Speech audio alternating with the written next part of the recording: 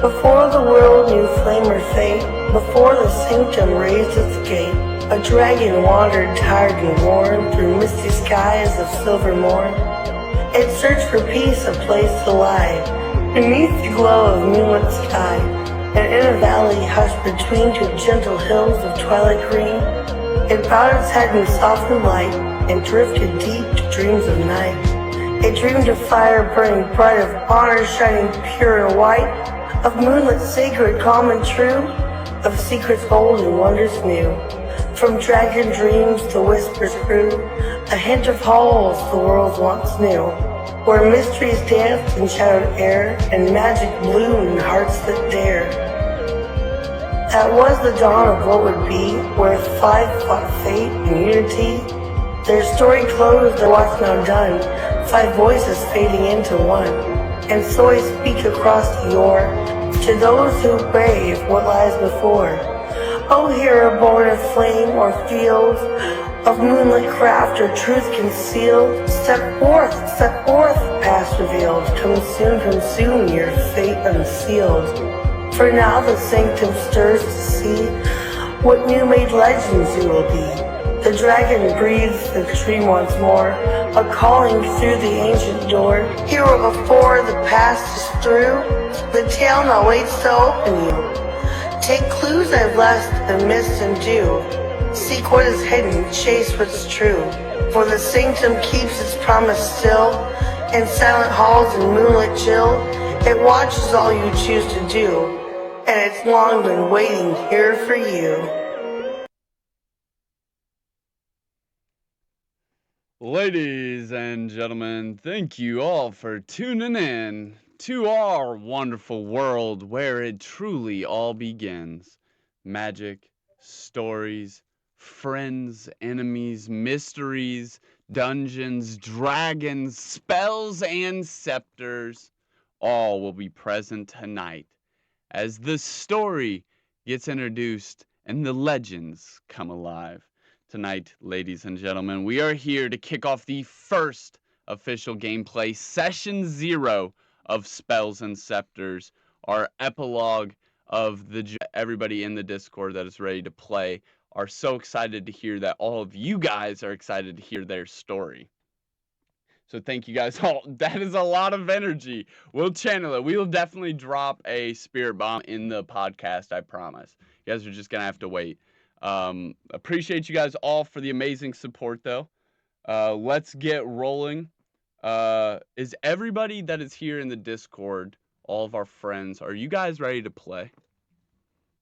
Yes. Are y'all ready? I will be the judge of that, I guess. As we we'll get find out. You jellyfish jam. Meh. Oh, there it is. Yes, ready. So there is a couple things that we got to explain, chat. We first of all, before I actually start giving descriptions and stuff, we are not going to be able to see the map at first, and there are some storytelling reasons why. It's going to be a blank grid, but I have so much stuff ready. We're just not going to get to see all of it in session 0, as I don't want the players to blow up all my pretty new toys right off the bat. And I've told them basically try and do anything you can, and so I don't want to show all my shiny things off right at once when they're getting chaotic. So there is not going to be a battle map for the first half of this. It is going to be like classic D&D. It's going to be all up here in the mind, but we have introductions that are going to happen rather quickly. And as we talk and explain this, everyone's going to finish out their character sheet. And as each member is introduced and each character sheet is finished, we are going to give you guys the map, which is for right now just a blank grid. And we're going to introduce the players there. They are all going to be making their way to this destination for some reason anyways. So we're going to get into that and drop right into the opening tones and the opening monologues for it. If everyone is ready and everyone understands how session 0 is about to start, I'm ready to yank the cord and drop it like a grenade, baby. Are we ready? Yes, sir. Let's roll. Right. Yeah. All right. Well, then let me formally welcome you to Spells and Scepters. Oh my god. Let me formally welcome you to Spells and Scepters in the continent of Arcanum Nomadica. Here, you are going to be a wizard that is going to discover your true magical potential. Because whether you know it or not, I know each of you to have the potential to be a legend. Your story will not only be told, it will be engraved in stone as castles are built upon it, as great monolith structures are built with it. Your story will go on to tell many stories. This will be the inspiring start of all of Spells and Scepters, whether it is I as the DM or whatever DM shifts in next. Your guys' story will go on to be told for many stories to come. This is Session 0, Whispers Before the Beginning.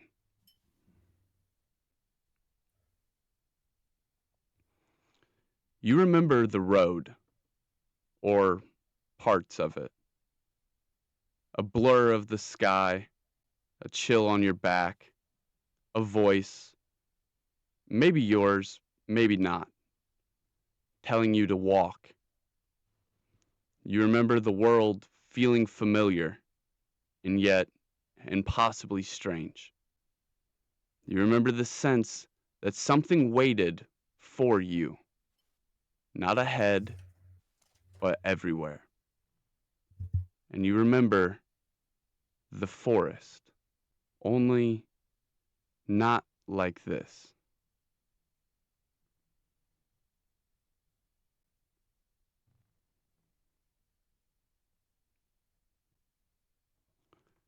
Our first hero emerges. Savage, hope you have your character sheet pulled up. Yes, sir. In Whispers and Legend, he could be the future greatest whisper. Noble, honorable, but where is he heading?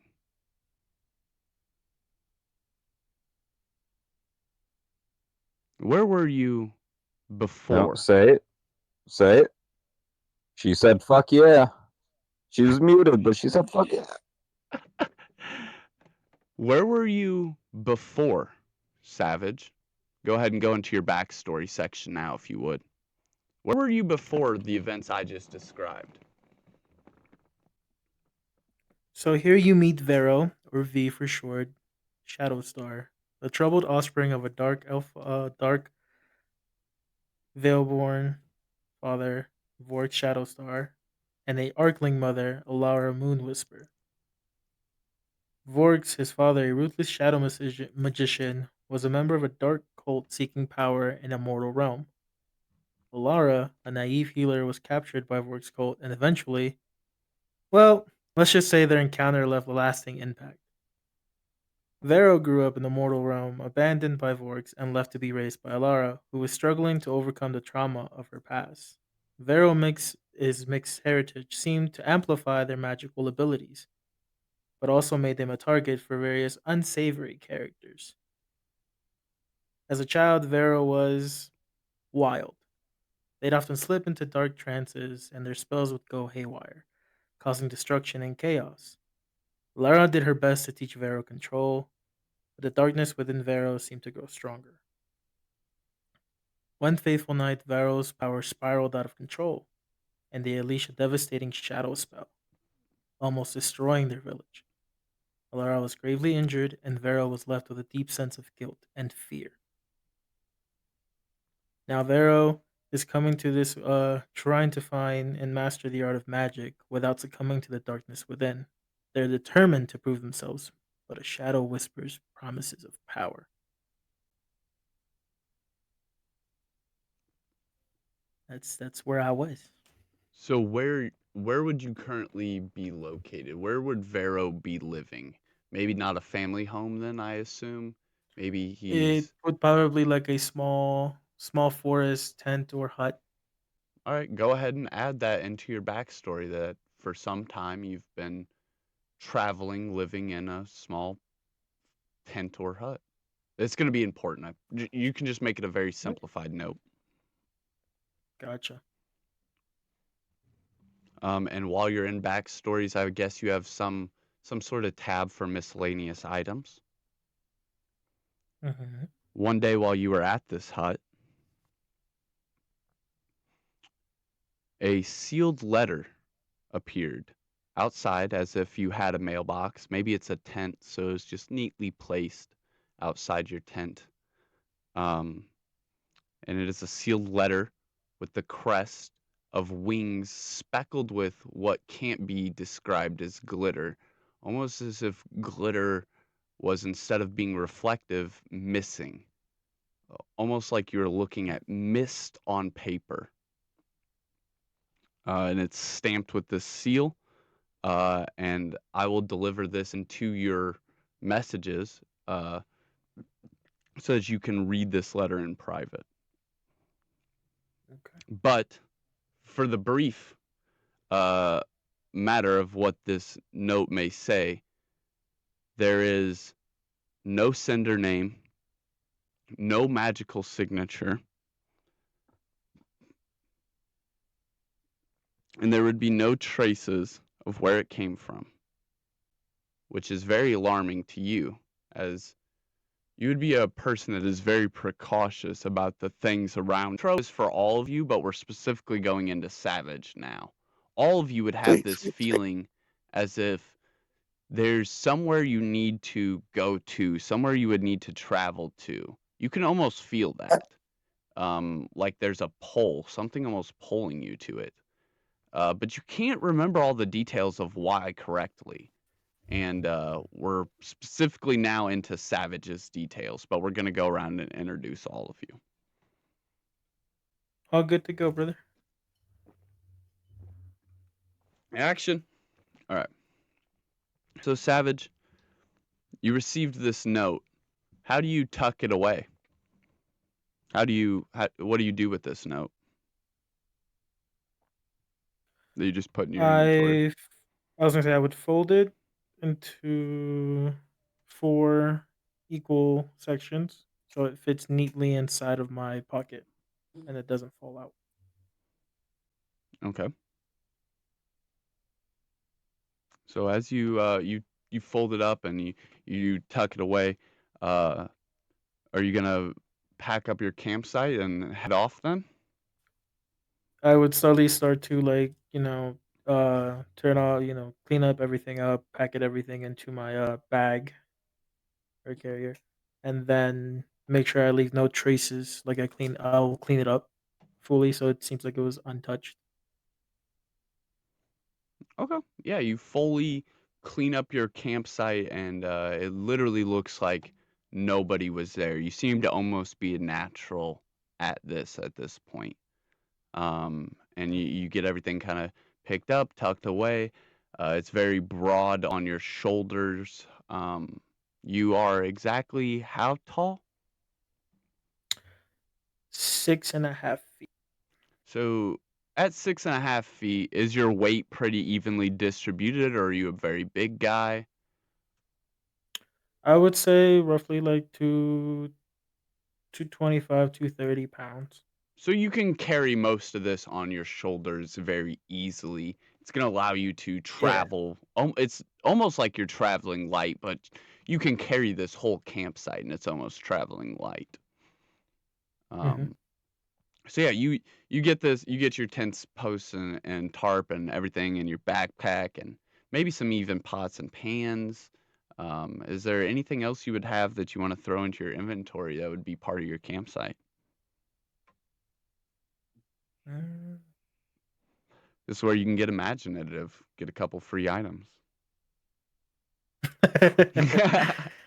uh, We're still in session 0, it folks. it would I be gotta throw the small. Like freebies. I would have small little carving tools for like woodwork, just because I would make my all my like dishes and stuff for wood. So I'd make sure to grab my kit, make sure I double check my bag, double check if I have everything, and my kit would be sitting near where my tent was. So I would have to grab that, Okay. and then the other thing would be uh, a small little, like, I wouldn't call it like a pocket knife, since a pocket knife is a decent size, but it's like really small.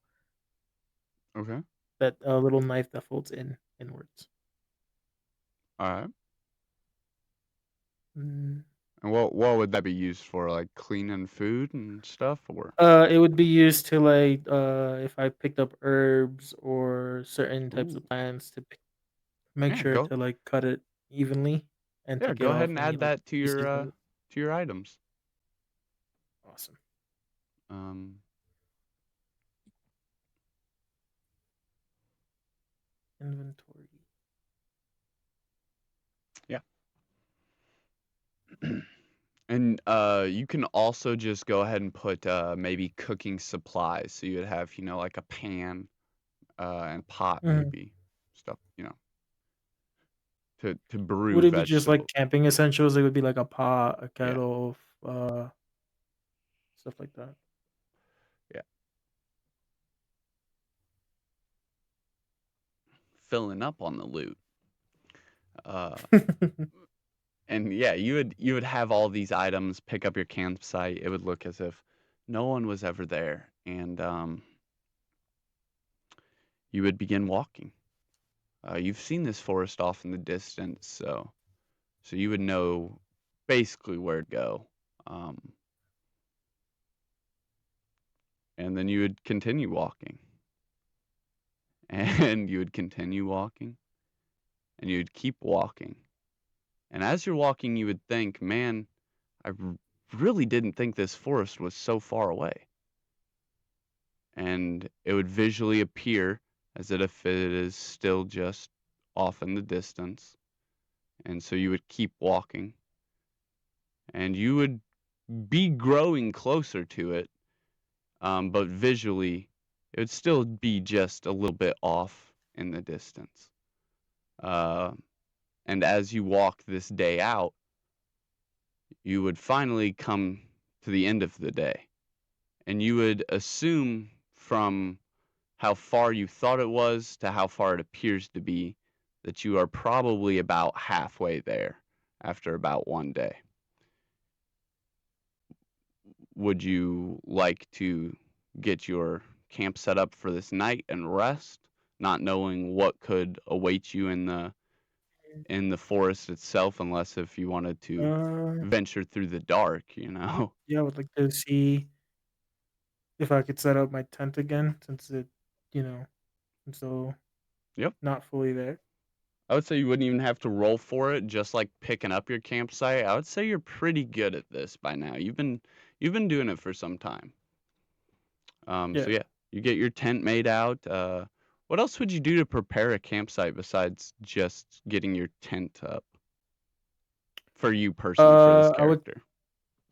Yeah, I would try to look around, make sure that the area that I'm in has a lot of dead greenery, like some dead branches on the ground, dead leaves, anything that's dry. So it would make a great fire starter. Would you say these are things that you would have been looking for as you're trying to find your place to set up for the night? Yeah, it'd be like slowly like while my Yeah. journeying to figure out like where the So I areas won't that even could make take a me. roll. So I'd have As you were walking all this time, yeah, you would have found plenty of things, and you'd been like, "Oh yeah, that's a nice spot to think about coming back to if I'm gonna set up camp near here as it's getting dark." Yeah. So you get all that set. You get a nice little fire going. Um, or you get a fire set up. How do you get a fire going? I would make sure to grab all the dry and dead wood that I've collected and try to find a decent amount of rocks to make a little pit Okay. and put all that there.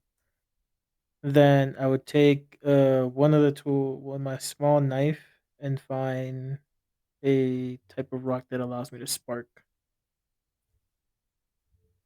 a little spark going into the shrubbery. Yeah, you're able to smack If some dry rocks together inside of this little Mhm. rock bed you've made of stuffed down, dry, dead foliage, and maybe some bark that's fallen. It's been a very almost hill over hill type path that you've been walking on, um, laying into some of the world here. you are just outside of a pretty pretty big area, a territory. You are coming up around the side of where there is known to be a lot of elves, and so you wouldn't know any of these city names by dialect unless you've been to any of them, but you know that you're in a spot that is very populated as you're kind of coming around the side of it. You're going this route that's over so many hills, it would be very hard to spot such a person off in the distance, unlike flat ground territory. But on the other hand, there isn't too many trees to also collect this bark from, and not many to provide you from cover. But as you get closer to where this forest was off in the distance, there are seeming signs of more dead plants on the ground as you get closer to it. So you have collected some of those up and smashed them down into this fire pit, and now started a fire. Um, you cuddle up next to it for some warmth, but I don't think you have any food prepared. Uh, so maybe there's some plants that you were able to collect on the way as well. Maybe you found like some A wild few, onions or those to say like a few wild onions, maybe one or two edible mushrooms. yeah, something Try and like. see if there's any insects nearby for protein. Oh yeah, there's definitely lots of insects. Actually, you feel very comfortable in the fact that probably no one is going to hear your pots and plant pans clanking around as you set up this fire pit because the insects are getting so loud at this time of night. Mm, So it actually adds a slight comfort to you, a almost natural camouflage of sound. yeah.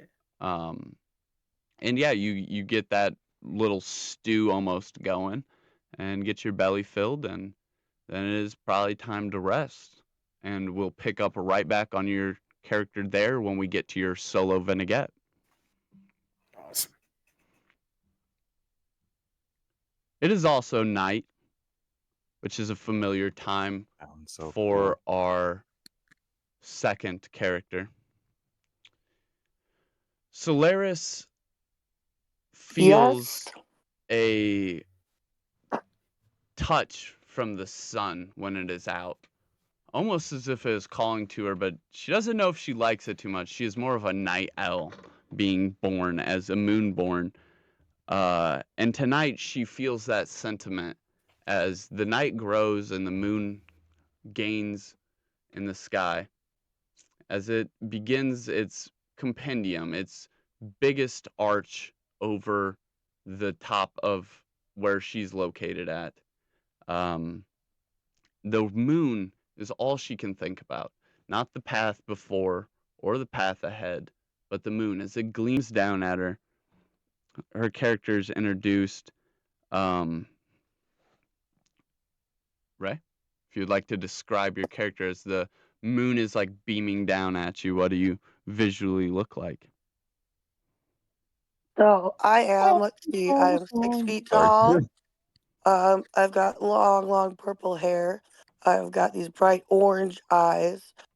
Milky moon like satin skin.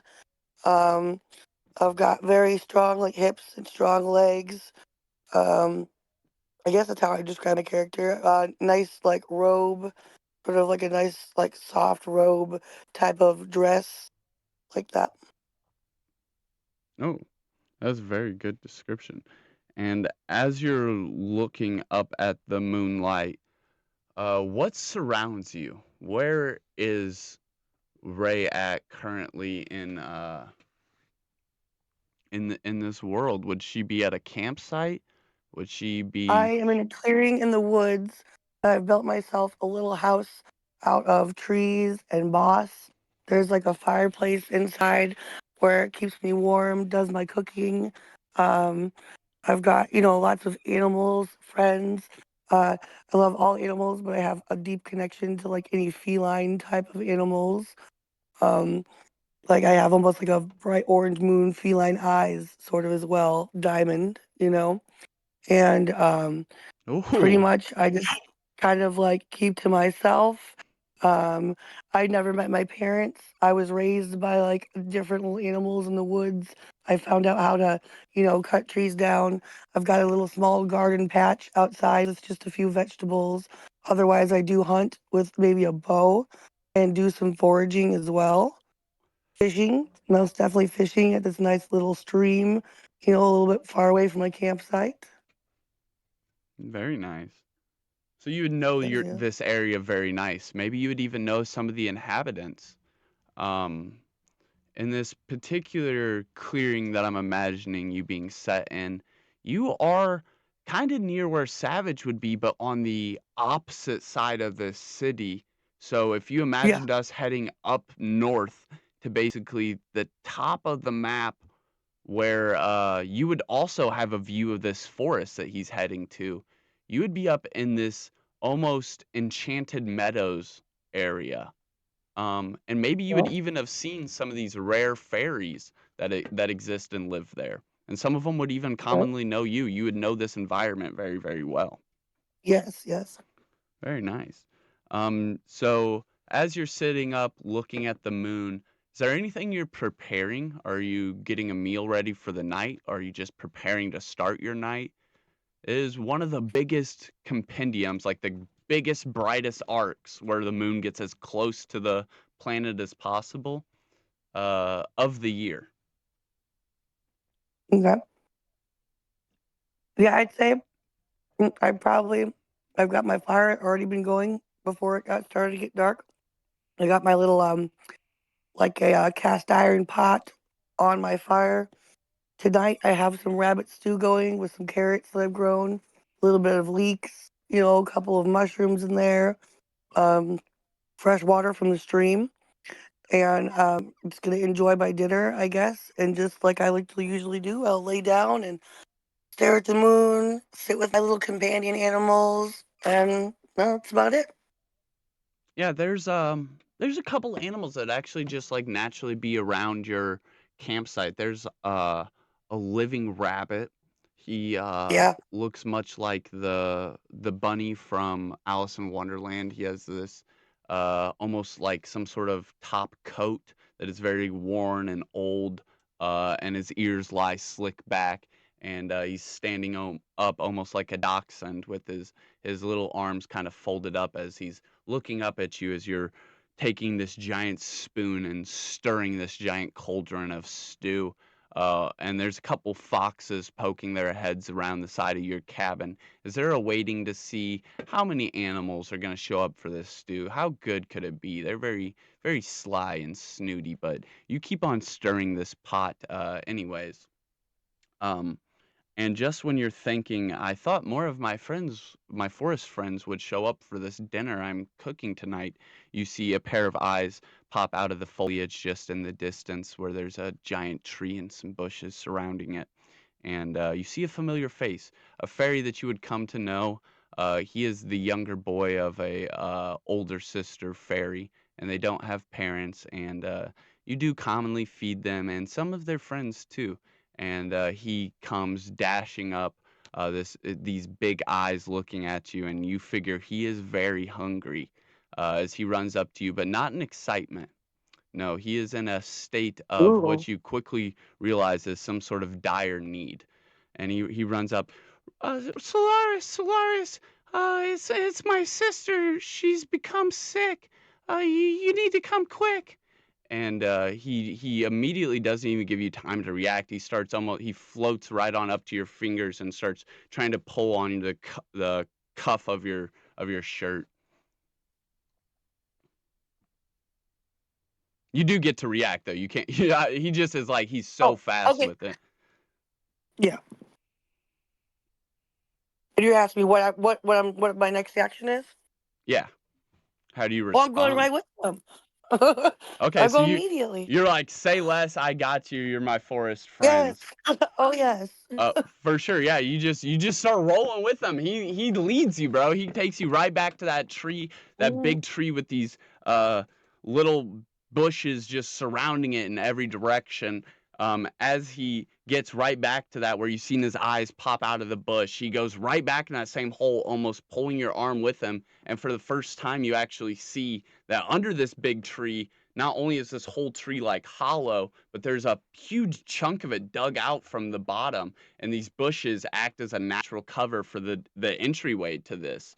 And you can't quite get in there, but you can definitely get to the entryway and be like seeing everything that's inside of this underbelly of the tree trunk, their den almost, so to speak, their living Yeah. room. And sure enough, as you peer inside these warping roots and these soft glowing lights, almost like they've gotten some sort of bottle cap or something and collected a huge amount of like earwax or something and lit it on fire so that it's just this small, very small burning candle. But they have a couple of these scattered around, and it illuminates this den quite well. A nice comforting light, as you see Shrek there is called. a elegant little couch made up of different fabrics and stuff with a whole bunch of bundles of scrap clothing piled on top of this much older looking fairy, who you do know is the older sister of little Timmy Mm. here. Oh, Solaris, she's so sick. We don't know what happened. And you look down at this very blue-faced pixie that is clearly in some way, shape, or form afflicted by some sort of oxygen deprivation from the best you can gain it. Like she literally looks like she just is having trouble breathing. She's almost kind of wheezing. She looks very cold, very pale, very blue.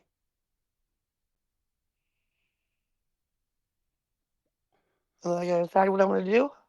Yeah. What do you Okay, think? well, my first thing I would do, I would grab one of their pots, maybe go back to my camp, grab some like not eucalyptus, but like some mint leaves or something like that, and go back and boil some mint leaves in water and have her use some of the scraps of fabric after it's off boiling to breathe all that mint and that nice steam in. Mm-hmm. Okay, so yeah, you're basically like, just wait here, and I'll be right back. And you Yeah, take off to collect these things back at your campsite. You get back to your yes. campsite though, and you see that big pot of food that you left cooking it's still there, but the food is the food is gone. The fire has gone cold. Um, it has taken you some time to adhere to her and to think of what you're going to need to go and grab and to actually run back. And you can see that the animals around that you would commonly feed, they've taken care of that food for you. You won't have to clean it up. Everything's like licked I clean. almost said before I went to go help the little guy that I was gonna take it off the fire and set it to the side just so they could eat it anyway. I Yeah, so almost said that. they did their So thing. Um and you run back into your what you said you had like a little cottage, like made of moss and like a stuff. wooden hut, yes, Yeah. moss, and yes. So you run back inside of this, and as you're like going to collect your different stuff, the first thing that catches your eye is actually you have like maybe some of these wooden bowls or something that you would have not for animals but for yourself to eat off of once in a while. Mm-hmm. One of these has actually been filled with food and is set on your table, almost like Oh, you don't know how an animal would have accomplished this, but someone took the right. food, set it aside, and it is here now on your table. And you collect the rest of your things, maybe put them in a little basket. Um, you can go ahead and put, uh, if you have your inventory open. Yeah, let me see my inventory. I got personal characteristics, blah blah blah blah blah. Enemies, allies, organization. I'm not sure I know how to get to my inventory, to be honest. So it should be your in your character sheet under allies, all that stuff. Keep scrolling down. There should be Okay. a notes section. Oh yes. You, Okay, we can you do can that. actually, if anything, you can actually enter it as an inventory thing. So, I just don't see where it says inventory. Is what I'm saying. so the way that it would do it, you open the little journal and you see a Mm-hmm. character sheet and Yep. like your name and everything. Like you scroll, and like the Yep. third little thing would be combat skills, tools, spells, and then inventory should be right next to it.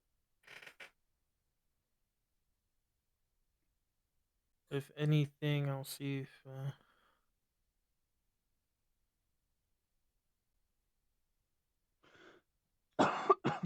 not quite seeing that, but I definitely got my notes. I can find the notes. Oh, okay. Then So. you, for now, you can just put it on your notes. Okay, I'll put it in notes and other. Mm. All right, I'm ready. All right. Add the following item: healing potion, SM, parentheses. SM. Yeah, SM for small. Yes. Okay. Parentheses plus 2 I- plus D4. Plus Letter 2. D, the number 4. You said Plus plus 2. 2d4. No. Plus 2, Oh, as in gives you 2 health just yep. for drinking it, plus Got it. D4. Okay. Yes, and then you also get to roll a D4 to add a bonus to that too. D4. Okay. And then in parentheses, do a new parentheses, Okay. 3. That's how many of them you have. You 3. add 3 of Alrighty. these small healing tinctures to your little basket. You've already combined some of these incidents. You've taken care of some of the forest animals before. Yeah. Okay. So you have these little small antidotes ready to go for smaller animals like this, and pixies and stuff. So you grab these 3, and I'll also say grab, you can also add to your inventory, what did you say, for the plants you wanted to What I grab? said? Mint. Go ahead and add a bundle of mint.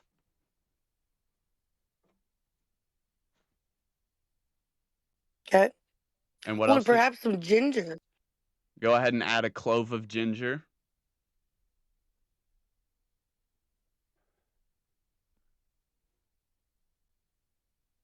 Okay. Anything else? You can grab one more if you want. Let's Some say ginger. cloves. Let's just say cloves. All right, sure. Yeah.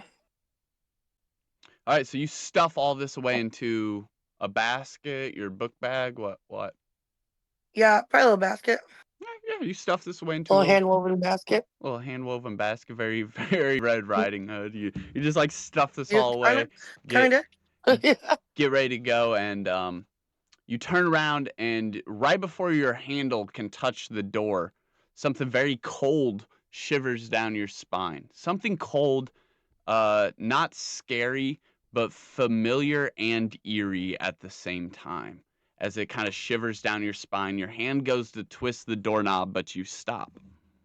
You can't quite step through the door just yet. Your hand lies on the doorknob, unable to twist it, opening the door, unable to even think about your next step to step through. You've been virtually paused, locked into your own mind as your thoughts begin to race. This chill, this eerie, familiar vibe, it makes all the hairs on your neck stand up as it works its way down the back of your neck. Suddenly, it seems as if the moon itself whispers, but not into words. A valley drenched in moonlight. A dragon sleeping beneath silver clouds. A forest bending like paths of elegant ribbon, tied and strewn together.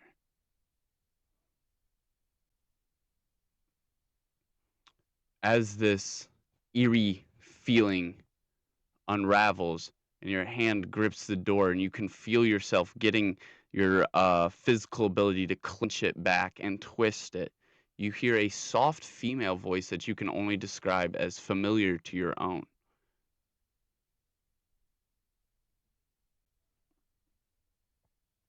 Sun petal bloom.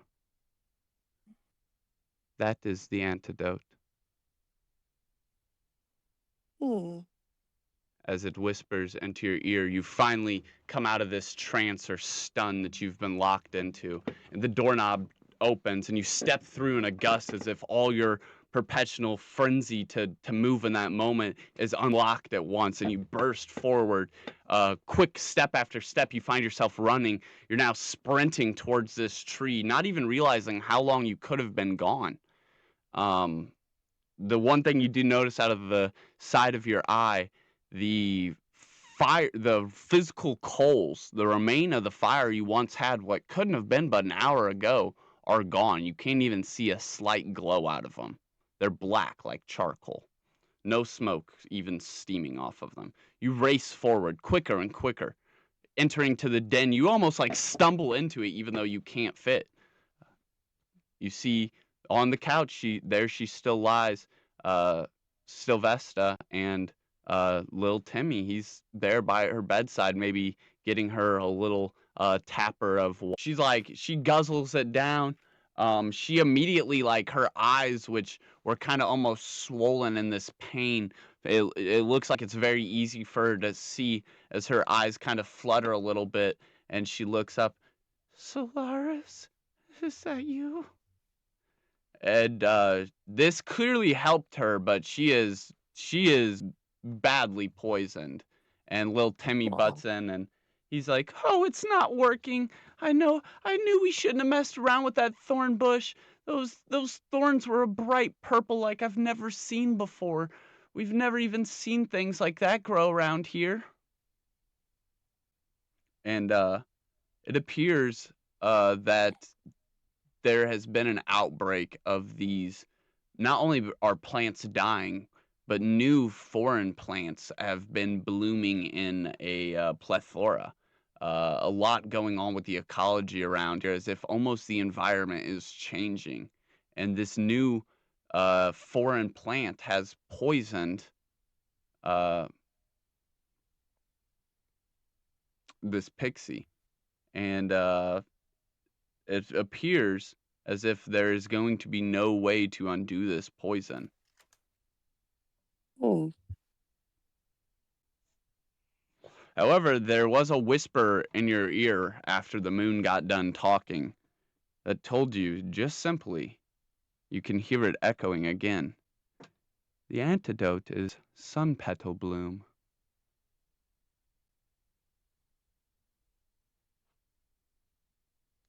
Okay. With that information and no information of this plant itself, what would you like to do? How would you like to proceed? Hmm. How would I go about finding out about the plant? All right. Why don't you ask these pixies? They're very magical. They might know about magical plants you haven't heard of. Oh, okay. Yeah, then I would ask them about that, see where I can find it, see if they know about it, and if they do, then maybe I would ask one of them to come with me to help me find it and be able to make sure I'm picking the right one since I've never seen it or I don't know what it looks like.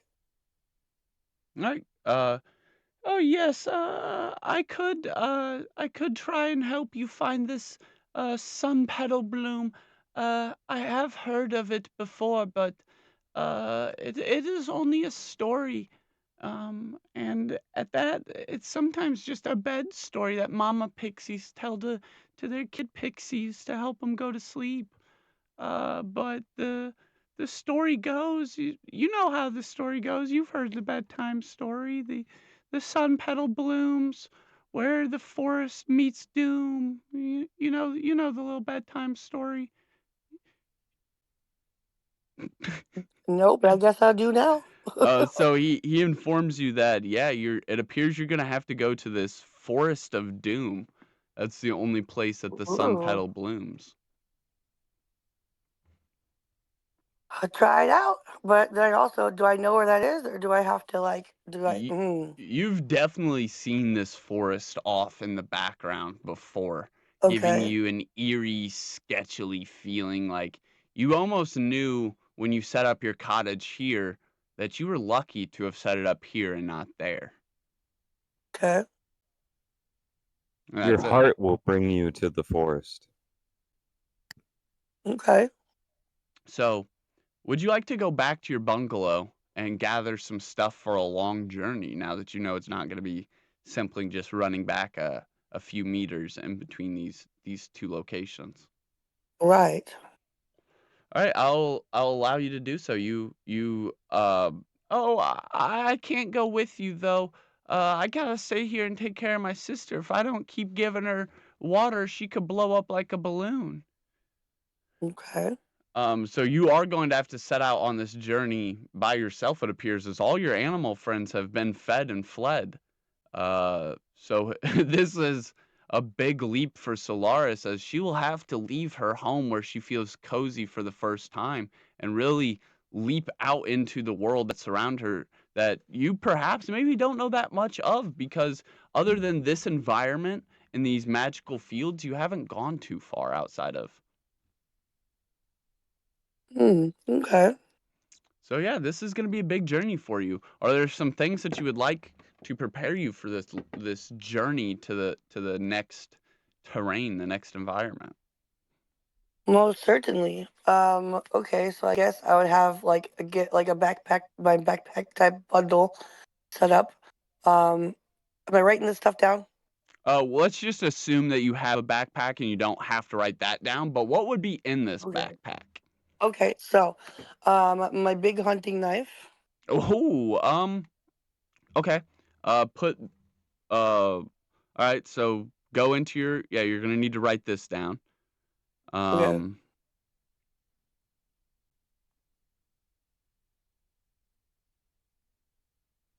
And then I guess I would bring all right. Put twine. put in your item section twine. You can have 10 feet of twine. 10 feet. Um, and then put dagger, Dagger. Uh, Okay, yeah. under it, put 1d4 piercing.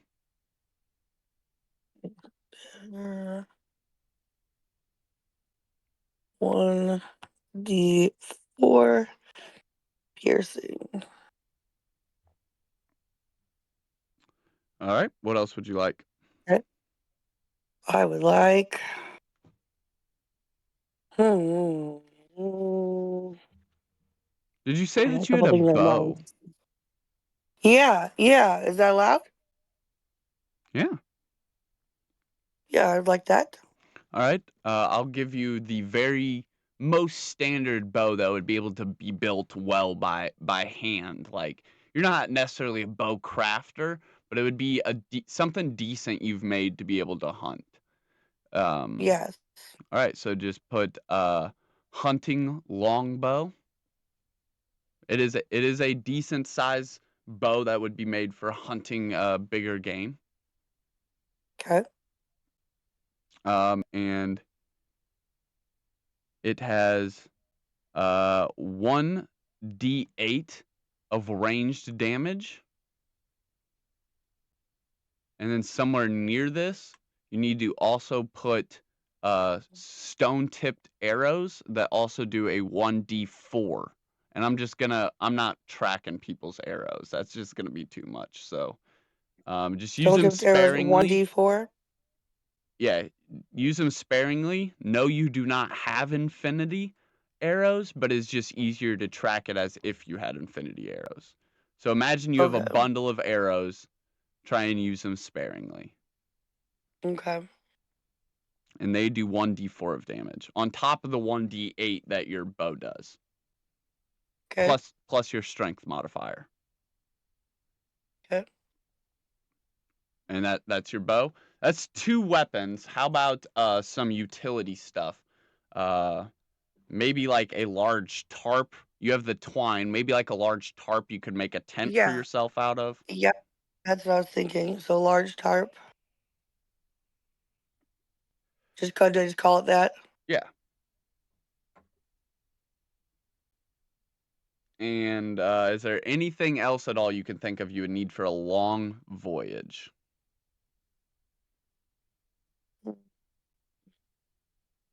Good shoes? I don't know. No, just anything you would want to have about on you. We'd assume you have good gear for just getting around the yeah, forest yeah. and stuff, the I guess meadows. pots and pans. Pots and pans, you got to put those in there. Yep, Pots and yep, pans. pots and pans. Okay, shovel. Can I have a shovel? Sure. And I would say at this point, if you add anything other than that, that's 6 items, right? 7. We're not counting the twine or the tarp because those would be very light. Okay. So Gosh, anything what else do I after need? this, it's gonna start weighing you down. You're gonna move slower because you Okay. also have all these veggies and healing potions and stuff on you as well. Yes. Okay. Um, maybe just a blanket, maybe, and that's about it. All right, yeah. I'll say you could also carry a blanket. That's fine. Yeah, I'd call it that. All right. You set off then. You begin walking towards this presumable forest. By now, the moon, even though it's so close and it takes so long for it to make this giant arcing compendium across the sky, it is finally starting to set. Daytime will be arriving soon.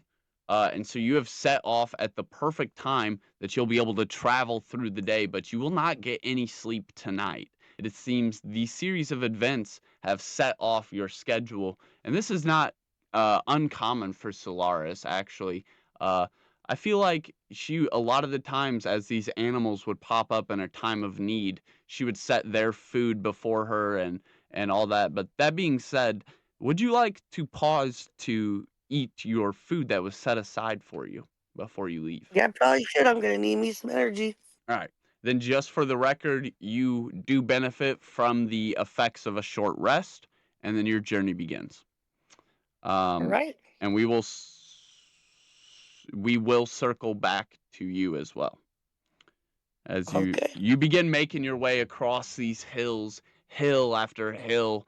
The dawn has encroached. The moon's still sitting in the skies. It is very big. It is taking it forever to actually leave the sky, almost as if it wants to watch you make these beginning steps to your journey. And you can feel that. And the sun has awakened now. Bright lights across the sky in these bright orange and pink colors. And that familiar feeling I described as we seen your character for the first time, it almost feels like not only is the moon like almost hanging on to watch you, but the sun has risen just a little bit early just to get a peek, just to make sure it didn't miss these first steps as well. Okay. And then as we fade out of our second character,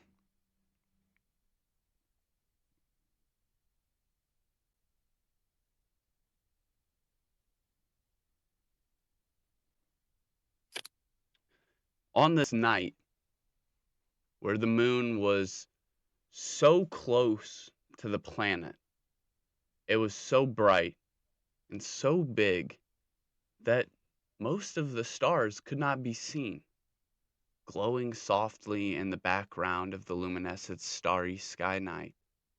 You could not see that night that the stars were arranged slightly different than they were supposed to be, as if they had aligned somehow cosmically.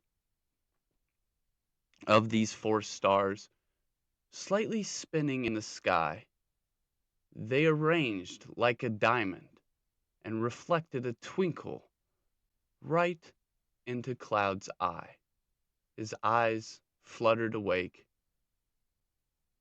What do you look like, Cloud, as you lay here on this outstretched, tattered cover? What does your character look like as this moon, as the light of these diamonds in the sky slightly twinkles down a little bit brighter than the moon, specifically just for you?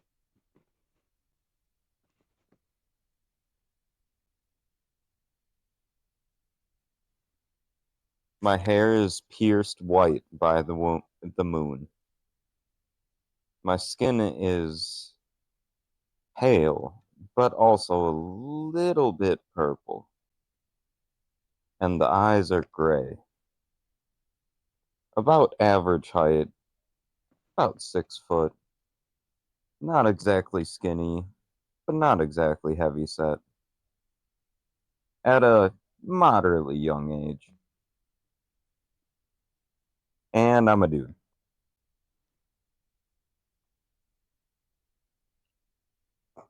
As your eyes awaken or flutter open, and you do awaken, there is no thoughts of this light that is currently in your eye. Instead, there is one thought, a fleeting thought, something that is going to disappear from your memory very, very quickly. It is the thought of the dream you just awoke from. But in this dream specifically that you just awoke from, that is fleeting from your mind, you saw an iridescent stag, hurt, trotting, limping. No, not iridescent, covered in something translucent. It limps, clearly bound up by whatever this is, and it limps just out of view into the mist. The trees around darken from a autumn brown to a pitch black, each crevice in them lining up like a wiggly worm, as the notches become eyes that focus upon you. This is a forest you've seen in many of dreams before. And then this memory fleets from your brain. As the starlight keeps twinkling directly in your eye, you become more and more awake.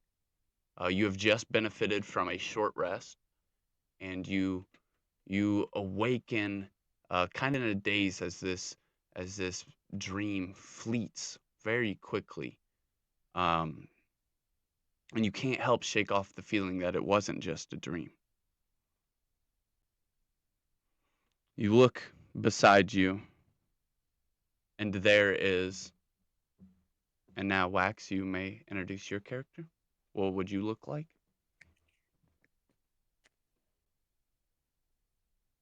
I would be lying there with my blue hair flowing lightly against my purple skin,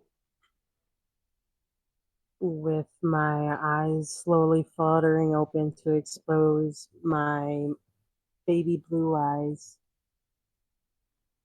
And I would be a small little fae that comes in at about 1 inch height. 1 inch?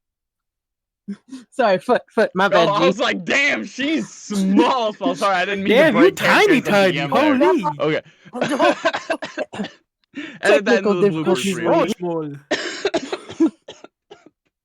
small. My typing. So 1 foot and very lightweight. And yeah, just chilling. All right. What kind of clothes would the two of you had, like, as you've been traveling? Would you guys have clothes that would help you in a cold environment? Would you have clothes that help you in a sunny environment? What kind of because you guys would be traveling together. So what kind of clothes would you guys describe yourselves wearing?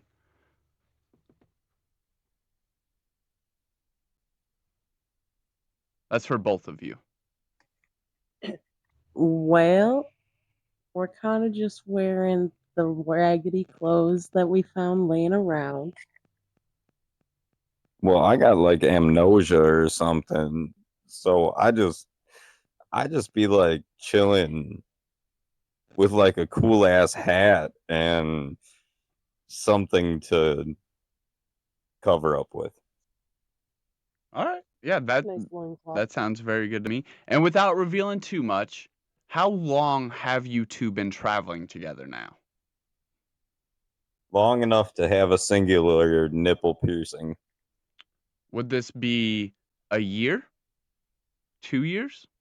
Probably about, we'll just say like 4 years. I think. Okay, so you I think guys have that's not about it. only went from like one side of the continent to the other, but you have well traveled. I wouldn't say you'll be Oh, able to make damn it right. like horizontally across the continent, but if everyone was heading generally upwards, you guys would have been able to stop and kind of like zigzag, and this has been a expedition for you two.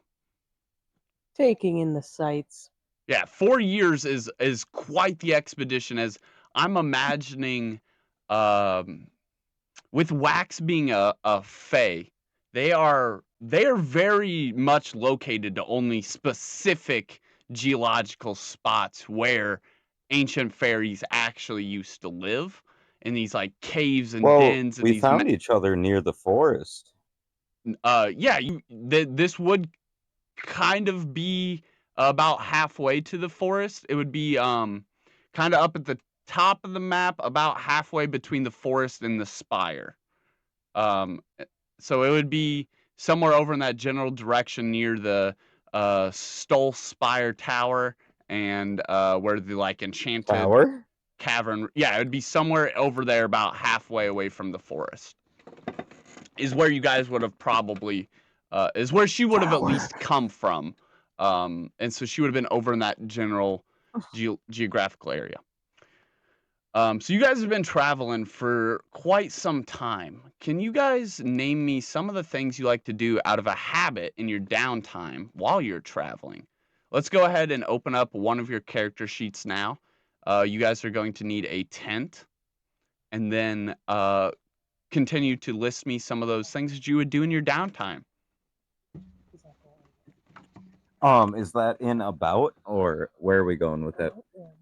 If you scroll past, Yeah, it'd be in about, but it's not going to be in other.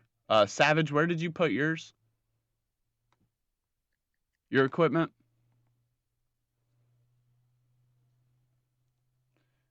Your thing's like kind of glitching out for me. It's hard to see now as it's loading up again. I would say put it in. You can put it in background maybe. Just put background items. Just stuff you're coming with into the journey, and we can figure out an official spot for it later. I think he said there's some way to okay. put it into the actual equipment, but yeah, let's just put it into there for now.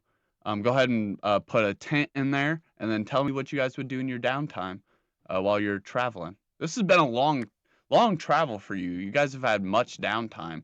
What would you guys have been doing? Singing Frolicking. campfire stories, cooking, you know what? Eating random plants.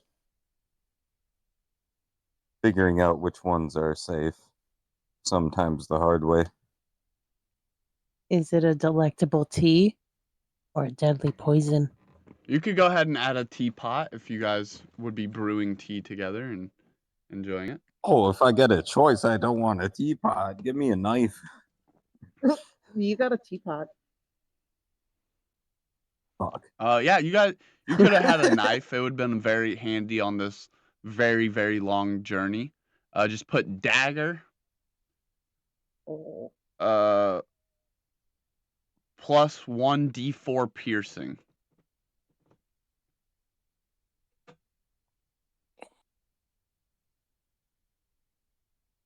I'm supposed to stab things?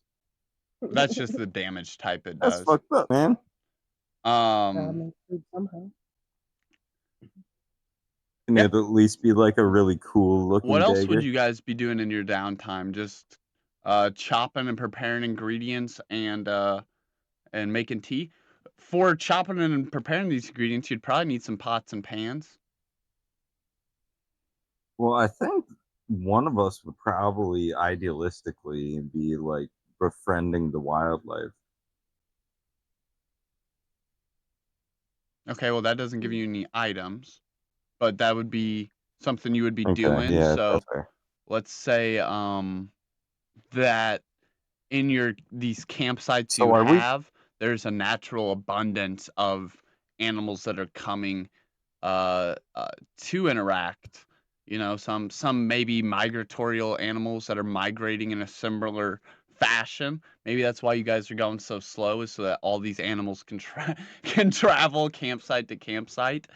Um, yeah, that could but it. I don't know if you would get any items for that, but absolutely could be what you guys are doing in your downtime. Um, what about some pots and pans, maybe just for basic ingredients? You do have some need for cooking and eating. Uh, and are we on your character Uh, specifically, Cloud? Uh, yes. if you want So to, I'm curious if there would be, because you can like cook on a rock, but yeah, if you had like salt, right? You yeah, got seasoning, and I'm not really sure how the undead work, you could put a sack of salt in there. but salt could be nice to have. Yeah, go ahead, put a sack of salt in there. It's a good idea. That's gonna help you at the end of session 0. There we go. But we also are starting to run a little short on time because we got to get her homework done and whatnot. So I will be more than happy to acquaint you, Okay. Well, but that's we are okay. running a We'll little we'll short. try and see what we can get done.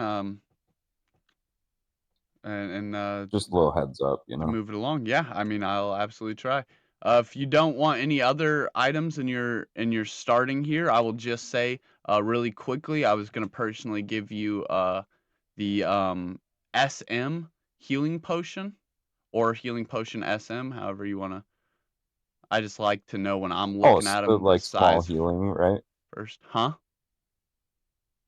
Like a small healing potion, right? Yeah, it's just like a small tincture, like a vial, basically, and it does 2 plus 2 plus D4. Hmm. And then add a parentheses at the end and put 3 and then another parentheses, and that's how many of them you have. Could I perhaps instead request a totally random potion by the roll of dice?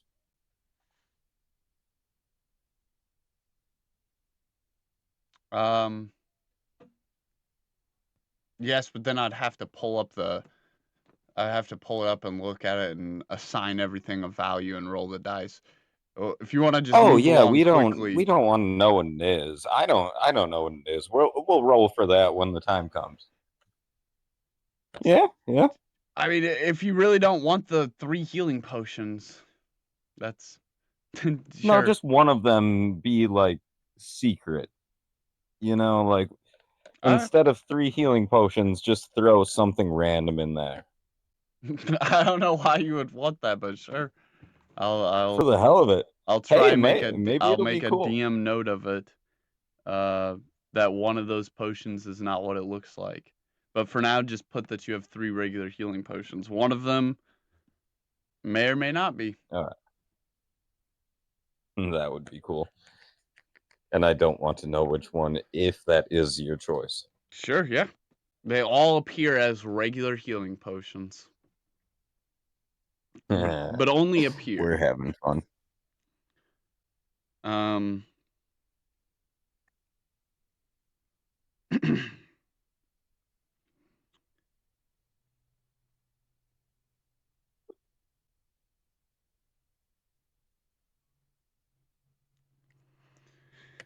Okay, so over to Wax, who you basically just watch Cloud come to life out of his sleep as these stars are like shining down, beaming him awake. He awakes in this kind of fluttered state. The two of you are sitting in this field. You've been journeying for some time. I'd say maybe there's even uh, a feeling that there should be animals around you guys right now, that you guys would just set up and nest down and there would just be animals around. But in this particular case, this scenario tonight, there doesn't seem to be any animals. Actually, it is the quietest it has been. with the moon so large, looming in the sky. The silence is almost amplified.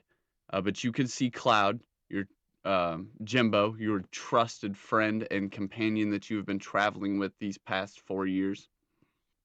Um, you want to add a little bit of the roots into where you have come from. Where does your story as a person begin? Your origin as this Fae. So, like, would this be where I would be able to say where I met him? Yeah, sure.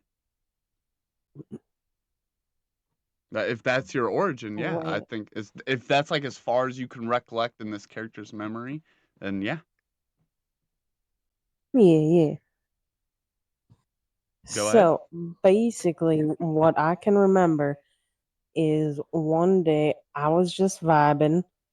It was this fine ass day. Had been wandering, looking for new supplies, when a gang of wild ass turkeys, they just jumped me and they ended up damaging one of my elegant wings. Now I was just lying there, unsure if I'd survive or not. And then this big old shadow just gleamed over me, and it was Jimbo. And next thing you know, he was like, "Oh, hey there, little thing." And he helped heal up my wing, and I decided he would make a very nice chair.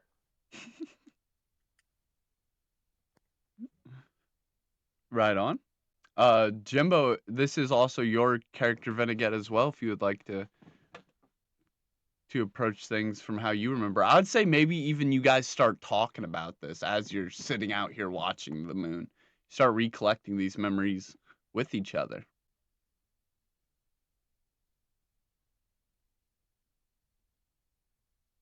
But yeah, man, like I was just sitting there foraging, and I saw this Fae getting like fucked up by these turkeys because turkeys are inherently evil and we need to destroy them all. And Thanksgiving is coming up, so that's just a fucking bonus. And then I like helped her out, but I also got fucked up by the turkeys, so I'm a little bit hazy. I don't know what exactly that entailed, but the turkeys fucked us both up. And somehow she helped me out and I helped her out. And we kind of helped each other get back to health? And so you two are exchanging these mementos of your memoirs together. You guys are actually having this conversation, talking back and forth, recalling how you met and how long of a journey it has been. As it is now, Jimbo, that you also notice how empty this clearing is. All the animals that have been traveling with you, they do not seem to be nesting with you tonight, which is odd. Um, the moon, Yeah, there is an ominous ever void in larger, the air. still getting larger as it gets closer and closer, completing this climax compendium swing across the night sky. It is huge. There is no darkness left in this field. Both of you feel something. You don't know what, but there is definitely something. Your conversation comes to a slow halt as if you guys continue talking, but then Cloud notices and or Jimbo notices and did you introduce your name for your character, Wax? What's up? I'm Schnur. Schnur? Schnur. Schnur. Okay. Perfect. I didn't catch that. Schnur. That's my bad. Uh Jimbo, as you notice how empty this is and how gigantic the moon is, Schnur, you also notice that Jimbo has now gone quiet and his attention isn't caught on the giant moon in the sky. It's caught on this clearing and how bright and empty it is. You guys can role play and conversate back and forth what you're thinking. What this bitch doing on the ground?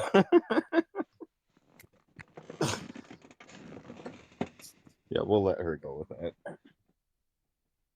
that. Looks kind of ominous. Should we check it out? Look at the clearing over there. And as you Nah, bro. and as you begin checking Let's out chill. just simple things around you, the thing that you really can't notice until you focus upon it is the mist. The moonlight has almost enchanted it to where it is thick and heavy, but almost invisible, as if you could see right through it. Cloud, your mind instantly flashes on that dream that fleeted so fast. The way that deer looked almost translucent. It appears to be the same effect Stay. that the fog has, Sorry. and you literally can't see the fog as it gets closer and closer and closer and stops where the moonlight is perfectly entranced at its brightest point, which you guys are actually standing directly in the middle of this giant circle of the max moonlight beaming down the brightest ray of the night. Those stars that were shining to you, they've disappeared. The blurry night sky fades out in this hazy evanescence as the moonlight focuses. It feels like it's almost a veil protecting you as the mist gets closer and closer and closer. But again, it's almost translucent. Very hard to see unless you're looking for these exact density of speckles stacked on top of each other. You can continue conversating if you wish. So it feels like with the mist, the stag of the night approaches. Unsure of what its intentions are, I go towards it You to could figure out remember kind of what's up. that the stag looked hurt. It didn't seem predatorial. Oh, yeah, the It seemed stag as if did it look was hurt. limping or bound up somehow. Oh, I guess I go and see what it's ensnared by. You don't actually see the What's stag. holding it back, Your or mind is how just it's hurt. flashed to it. Yeah, almost like a past life, huh? Like the mist is enchanted with the same effect the stag seemed to be enchanted with.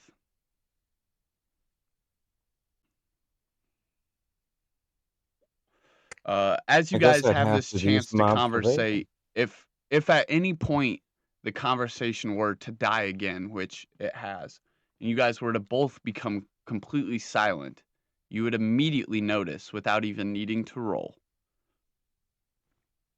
there is a very, very slight ringing in the air. And in fact, it is as you notice this ringing that the veil of moonlight, as it hit like that perfect climax, has begun to wane as the moon now has begun its lowering. It is now fully climaxed into the sky, been at its brightest point, and is now beginning to arch down. And in this moment, the veil around you begins to wane ever so slight. The ringing picks up in both of your ears, and you guys have a shared vision. Something both moonfolk would know about because you could go into a state that would feel very, very similar to this. And the Fae would also know about this vision, as it is very commonly known for fairies to have a fairy circle, which is anytime you're in parts kind of unknown, if you see these circles on the ground, it is usually left by a fairy. And stepping inside of one can activate a spell. and you believe that what just happened, being inside that perfect circle on the ground, could have something to do with fairy magic.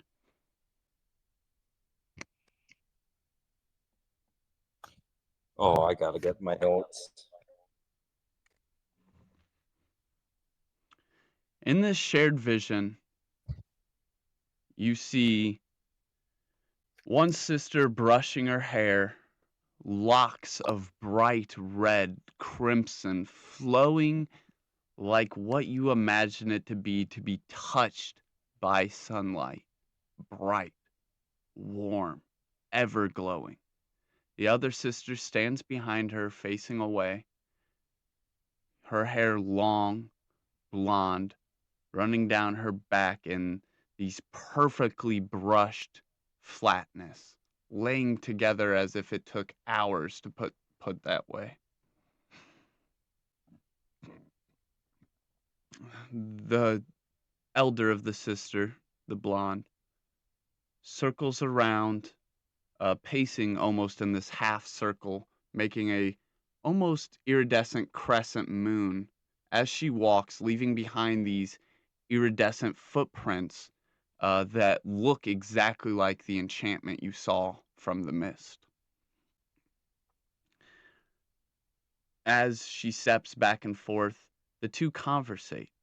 It is kind of muffled at first, but as this spell wanes in and the strength of this trance, for Jimbo, it feels much like you, like when you connect to your ancestor spirits.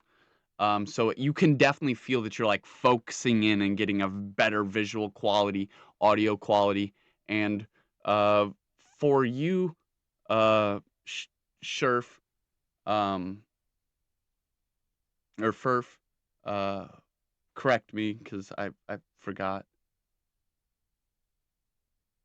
Snurp. Snurp. For you, Oh, sorry, Schnurp. Schnurp. Snurf, this feels No, I forgot.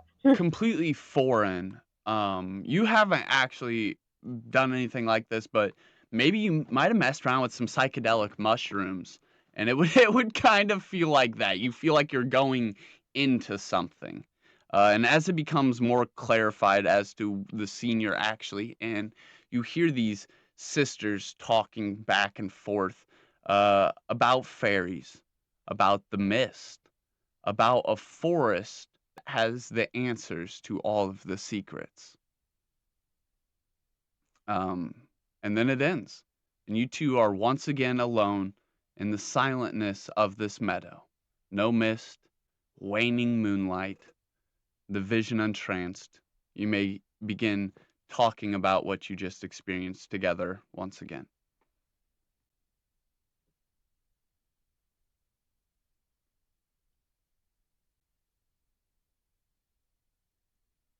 Bro, Well, that was a very eye-opening. Do you know what that was? you know what it was? Your connections to your ancestors. Oh yeah, yeah. I get them vibes all the time. Never really knew what it was about, but It is as she says I this always feel like there's that something out there calling to me. the iridescent shape of the face of the elder sister, it almost would remind you of a moonfolk. The way her footprints left this magical trace behind as she walked. I feel like she's trying to like guide me somewhere. Does that, does that maybe I could have sworn I had a dream. Maybe she was a part of it. Tried to show me where to go. Of your 3 encounters with this, you're a moonfolk. You would know about moon magic. This is something different. This is some sort of mist magic that's been combined with moon magic. And you've only ever seen it 3 times. Once upon the stag, once here in this field surrounded by the mist, and then once in her footprints.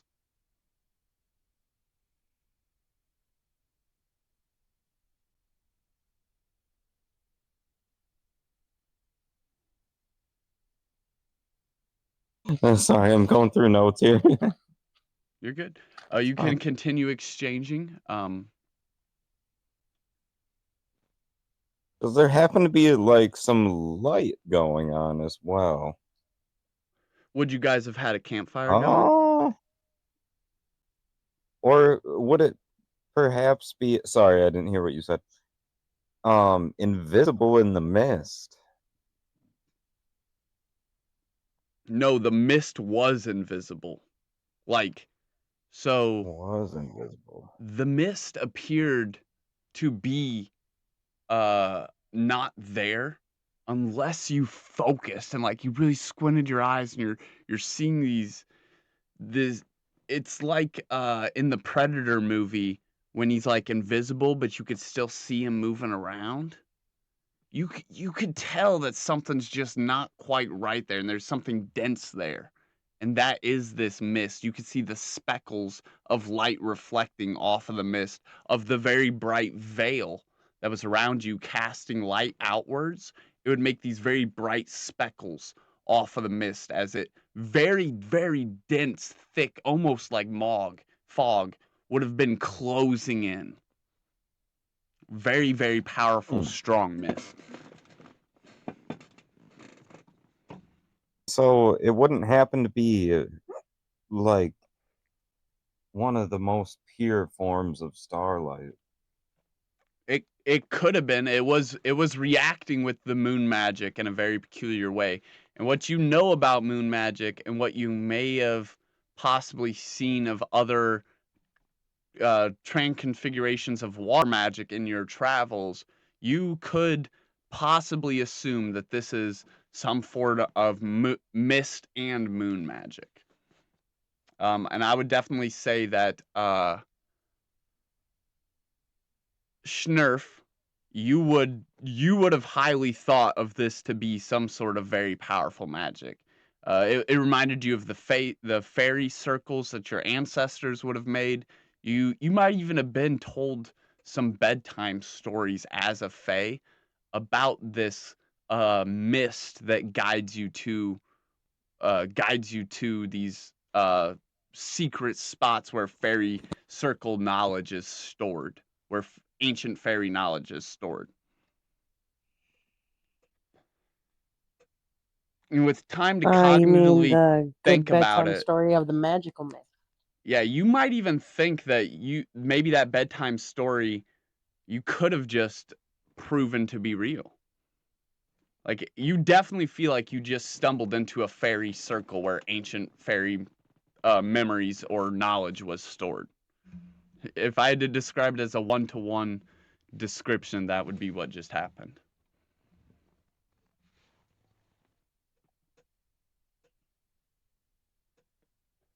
It's almost more enlightening. I know more about where I could have came. Mm-hmm.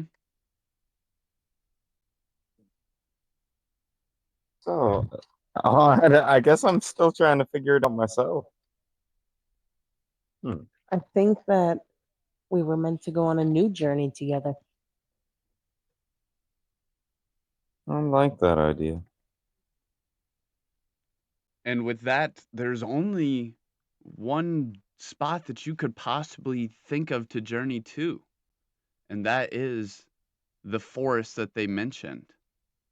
Um, and so, what kind of campsite would you guys have had? This has been a very long journey, and I know you have a tent.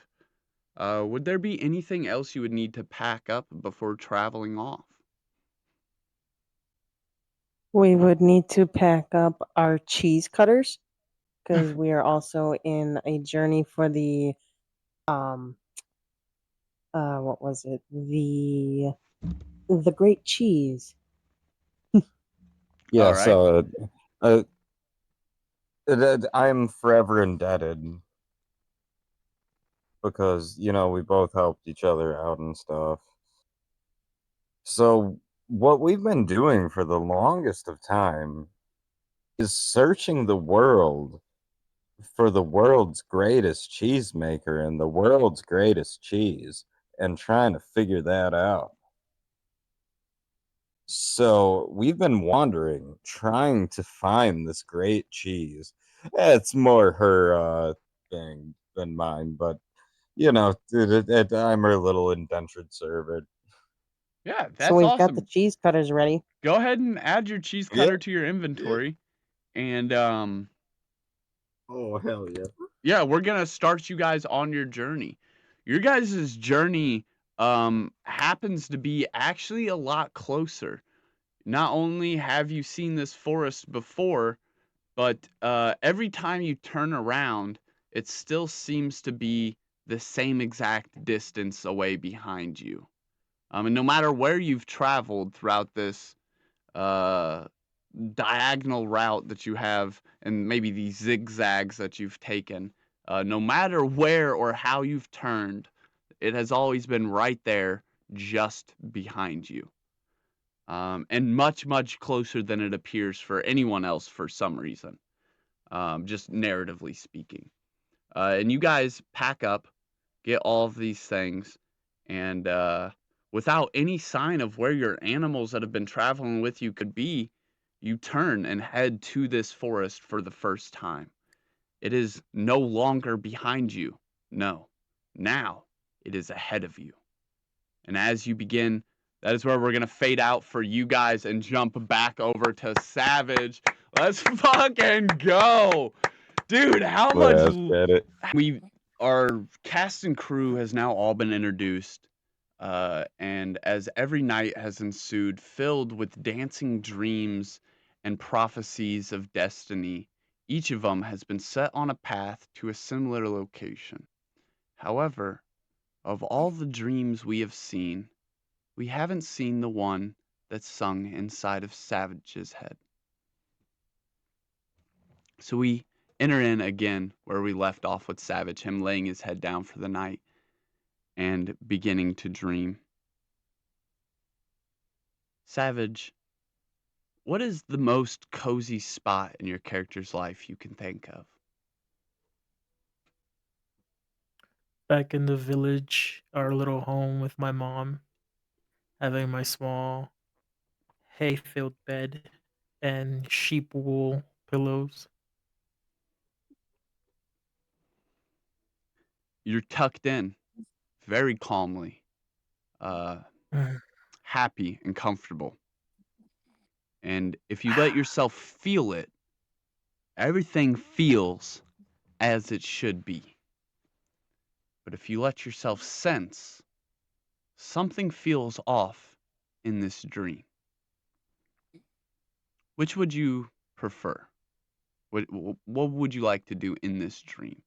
You're cozied up, everything feels good. Would you like to continue to give into this feeling, or would you like to think about the lingering sense that haunts about you? I'd like to figure out the lingering sense. Sure. You think about it. Your mom brings you over these not like a mud pie, but a hodgepodge of doughs and breads and a very poor budget dessert that is sprinkled over top in this very exotic and expensive chocolate, or what would be for a small clan, let alone a single mother. And it's sprinkled over top this hodgepodge of bread, warm just out of the fire. One of your favorite desserts that she could serve you. And just behind her, as she leans down, you can't actually remember this, but as in this dream, you see just past the windows behind her, out in the village, there is something, a lingering, lumbering tower of a shadow. It halts just past the gates where the forest may lie beyond.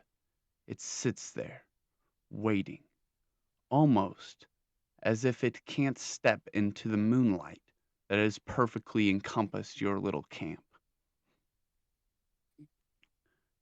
The dream continues. You're handed this cookie and you see this out the window.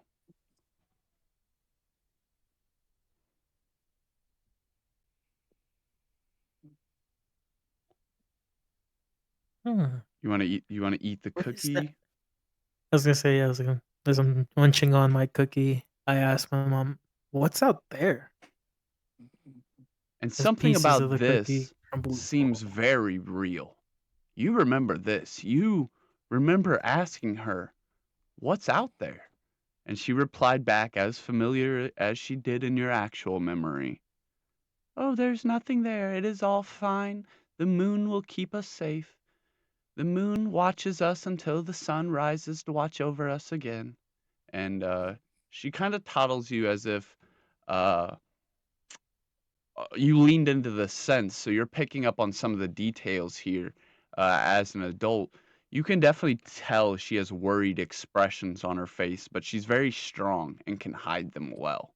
And so she comforts you as any mother would comfort her son in such a dangerous situation, almost uh, placing her faith in the veil of the moon and assuring you too that everything will be okay. She's ensuring herself.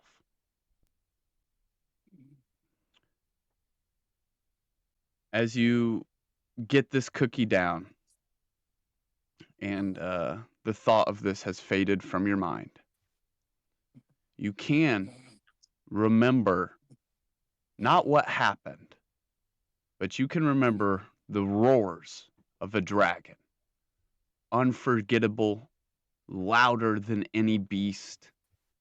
Just its presence within a mile leaves the pressure of aura.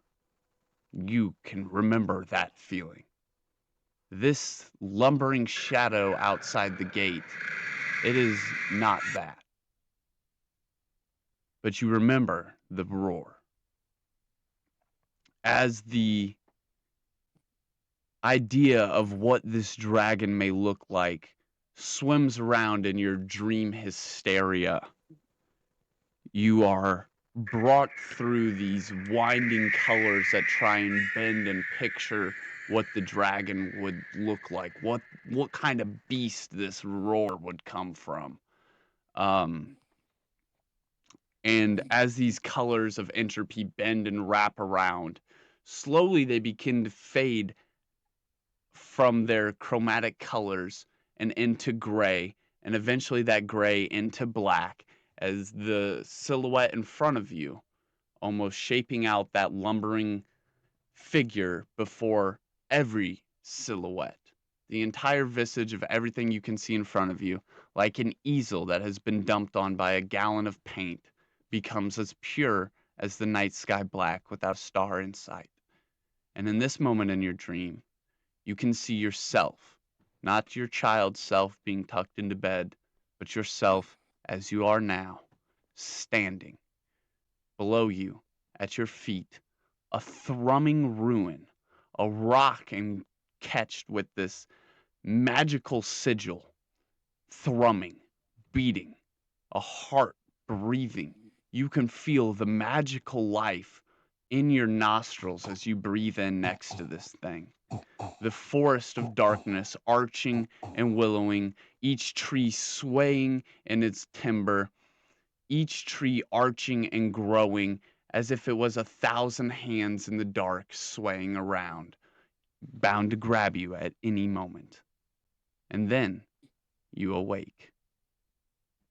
The dream is cast off, but suddenly, and now we jump back over to Ray. Ray, you were Yep. Yep. traveling. Yep.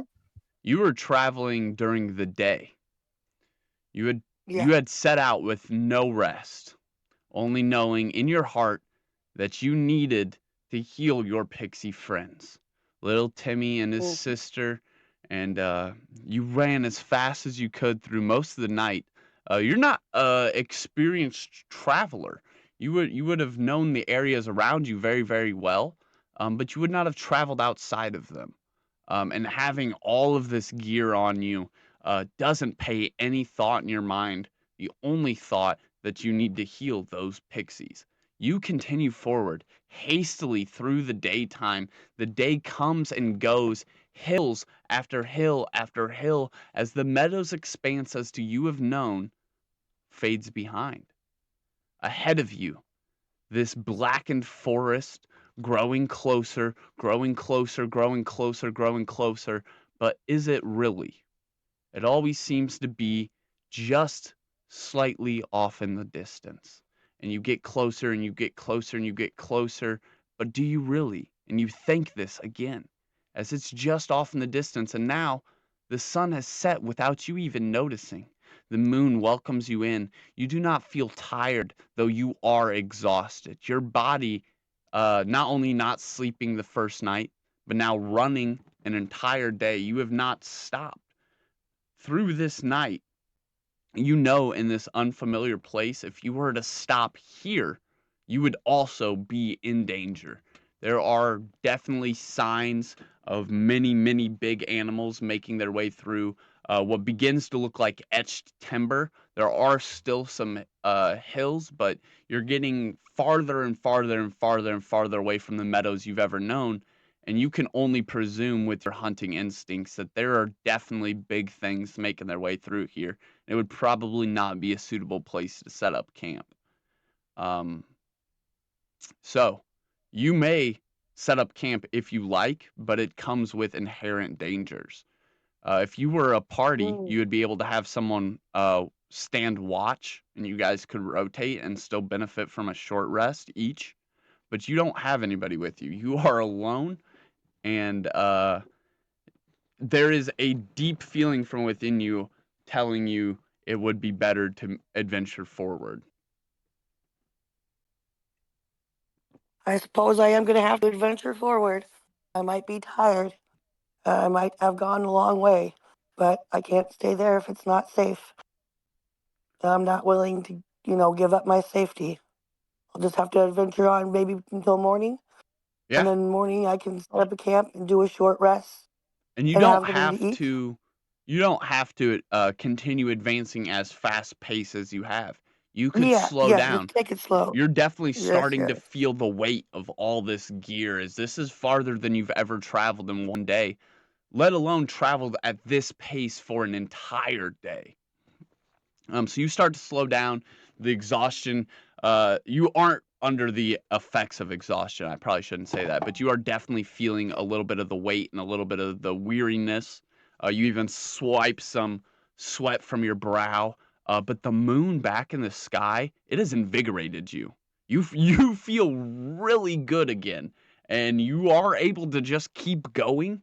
Um, you see a couple of what appears to be these darkened fur hyenas, almost like they're kind of like bickering back and forth really quietly, as you can only see their heads and the silhouette of these lumbering muscles behind them as they duck into these two bushes, these big overgrown thorn burrows behind them as they seem to like lurk into this dark passing area. You are on what appeared to at first be a nice, easy, open trail. I mean, it was meadow after meadow and then some trees here and there, but for the most part, they appeared on your side. Nothing ever directly in front of you. A very nice, easy, navigatable trail, even as those meadows started to wane out and the path got much flatter.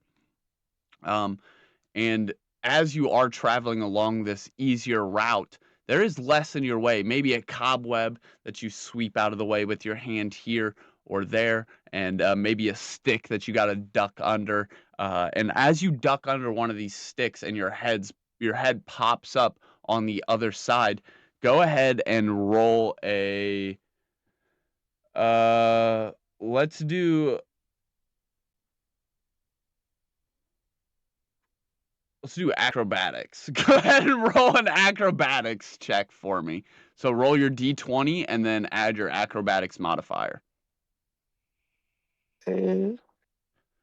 I rolled. Let's see if I can see it on the thing. Hold on. Where's the jet? One. Okay, but what's your athletics modifier? Ooh, okay. What is your That's dex? still not. Huh? So it's +0? Yeah. It's +0, so she doesn't get a bonus. All right. Right, I Well, don't get nothing. that's fucking hilarious. So, as you duck under Critical this fail, stick, baby. 1 + 0. very briefly, you see this rough, ragged, big, giant savage. What color is your tent? I'm gonna go with green. Red. You crash into this big, rugged red tarp, and you just trample all over Savage. Like he's laying down, tucked up, having the dream of his life. He's like, "What the fuck's going on?" And then Not boom, here anymore. comes Solaris, just trampling through with all this weight on her backpack. She isn't going full Oh, speed crap, no more. dude. I'm sorry, man. She's kind of ducking and weaving, but she does not see you set up in this nice open area. She just fucking smacks right down into you. And you guys are introduced. So this is going to be your vignettes. Savage, just respectively, since she crashed into you, you get yours first. Ray, you get yours. Go ahead and role play out your guys' first meeting. All right. My body. Oh. I didn't see you there. I was running from these savage animals. You didn't see the big red tent just I guess I wasn't sitting looking. there? I was looking behind me, trying not to get caught. Come on. I was just having the best dream. Well, not really, but damn. Can you I'm sorry. I'm help me sorry. up? Yes, let me help you up. I'll help you set your tent up. I dust you off, brush you off a little bit. Sorry. So you guys get some Damn it. introductions out of the way. The mess gets cleaned up. Would you like to maybe offer her a meal, Savage? After she ruined into my tent? I have some ingredients. she has some ingredients, she says. Fine, I'll provide the fire and the pot you put in the food. As you didn't Okay, really yes. sleep all too well at night, and now your full night of sleep has been interrupted, you feel like you would only get a short rest. But as you two both share this meal, you actually get rested up quite a bit. Savage is quite the whiz of a cook, and he helps you guys get both the equivalent of a full rest. So all that Sweet. exhaustion Thank you are you, man. feeling just disappears. You guys could role play out what food you would be eating and the conversation that you guys would have over food if you'd like. All right, you go ahead, Savage. So is it too salty? Is it just right? How do you liking the food? It's very, very well seasoned. I really appreciate everything that you've done for me with this meal. I'm glad that we could have this sit together. I didn't expect to run into anybody. Well, neither was I, nor let it be trampled by somebody else I wasn't thinking of, but there's always a first for everything. I have to agree. I'm so happy that you had this nice big pot and that I was able to provide some of these potatoes and carrots for our nice stew meal. Yeah, they were freshly picked. I really like the freshness. They helped a lot. I Hopefully, agree. with this meal, it helps with the carrots. They help your eyesight. So next time, you be more careful. Very fair, very fair. You guys enjoy this nice meal and this actually very nice conversation, despite the terms in which you guys meet it upon. Um, and as the time passes, Savage, I would say it would be you that would feel this sense of urgency, really. Solaris is almost kind of lost in the fact that she's now stumbled upon you and messed up your tent, and now you've cooked her food. So it would really come to your mind first that you have something else to take care of. As you guys are eating, Okay. presumably.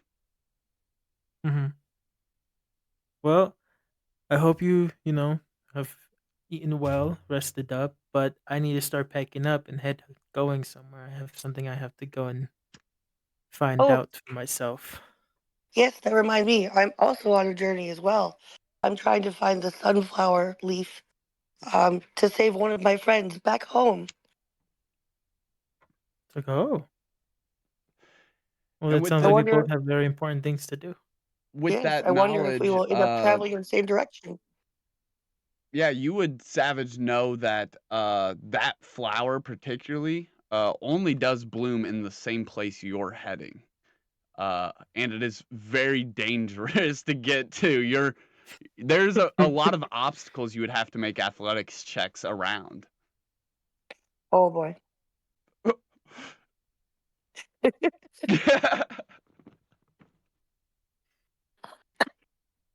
Those big warping vines and the that slumbering field of these big giant dark structures, that's the forest. You were going the right way, but as all this started to happen, you kind of veered off your path, taking the easier route, which is not exactly where this dark area is. So you guys are almost to the forest. And Savage, now you know that she is planning to actually go into the forest. Well then, once you get ready, set to go, I will go with you so we can journey on and see if we can help your friends together and Thank hopefully you. find the answers I need to see. Yes, thank you so much. I'd love to join on your journey and for you to join me. And I'd be grateful to help you also find out what you're looking for. Thank you, thank you. And with that, you guys would Savage, you would probably pick up your camp, being very proficient at doing so and knowing where each tent pole goes and how to exactly fold up your tent tarp. I'm sure that you would do most of this alone, unless Ray would like to help. Unless you don't, you can take a free interaction if there's anything What's you'd like that? to prepare before you leave. You could look around at the local wildlife. You could see if there's any plants around, things like that. Perhaps I could gather some things or anything I find, or maybe some, um, I don't know, I guess, yeah, grab maybe I can go hunt for a little bit and get us some meat for us to travel with while he cleans up. Yeah. All right. So you would set off to do that, Sure. maybe getting some food to go into this denser forest where hunting might be a little more Yeah. difficult. Um, Mm-hmm. yeah. So we'll say that you set off to do that, and a little bit of time passes while you're out there looking around. Savage, you have basically the whole camp packed up now, but in your pocket, you feel something wiggling around, right where you tucked the letter away. Oh, yeah. What is what is this? And as you get it out, you can quickly see that stamp that was on it, the silvery, misty wings, is actually not a seal at all. And it is like wiggling around the envelope like veins, like moving around and coursing and finding these different patterns through the envelope for some reason. Mm-hmm. Um, I will say as to what you would read into this letter, I'm sorry that I haven't messaged it to you yet. I have to type it out. I was not that prepared of a DM, so I have to physically type this out. I don't want to say it because then it gives away too much for other people. But Yeah, yeah, yeah. I would say once you open this letter again and you reread over it, one thing in it particularly would stand out. Um, it says in this letter somewhere that there are multiple stepping stones to the path ahead of you.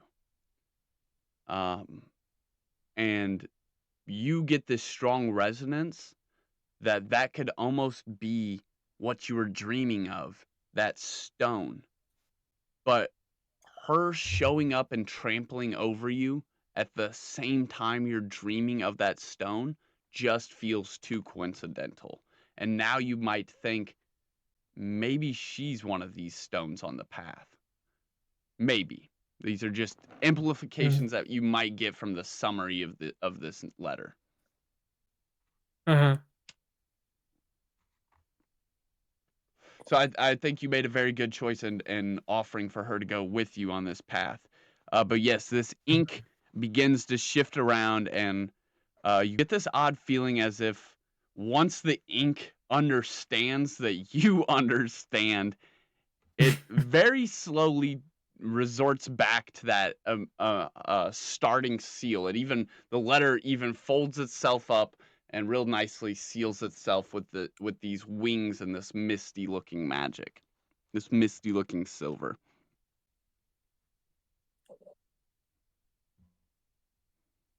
And then Ray, Hmm. on your Yes. hunt, what are you tracking specifically? You want some big game, some small game? I'm gonna call it some squirrels. There are definitely some tree rodents and avians flying around the canopies as you get closer to this more etched in tree area for sure. But not very many as you get closer to this dark tree. Savage, Okay. would Yes, you sir. make a uh, observation check? Just a raw nat 20 observation. Things that you observe stirring around you. I'm gonna roll a d20. Yep. And Ray, you can go ahead and roll one as well because you're looking around for things Okay. that might be around as well. We're both rolling a d20. Yep. Or Yeah, that's what he said. We Oh, both are. You're and doing yeah, observation of checks? course, Ray, sorry, I almost forgot. You are druid, so you do have the ability to make tracking and taming checks with a nature check. Okay. So, okay, let me roll my roll. Let me see what my roll is, and then you tell me what I'm supposed to do with it. Add me your and nature modifier. I got me. What is that? Me at 11? you're the 11 and I'm the 9. Yeah. Okay, now I gotta go back to my character sheet. Mm-hmm. Do- Da. Would I add what, investigation or perception to my 9, brother? Perception for sure. Yeah, I didn't even think about that. Yeah, And you could definitely add perception for sure. then that 9 turns into a 11. Could have +2 perception. All right, I'm adding mine to my animal handling and my what now? Investigation Yeah. or nature? Nature. If you want to use it Okay, as a so tracking and taming bonus, which you are tracking okay, right but now. yeah, so it's not animal handling, it's nature. Yes. Okay, so if it's nature, my 11 turns into a 10. A 10. You have -1. We're not going by the ones on the, Oh, at least not for you. okay. Your nature check is an innate +1. All right. Okay, so then I got 12. Mm-hmm. Okay, it's That's pulling right. up That's over right. That's there right. for I some have to write reason.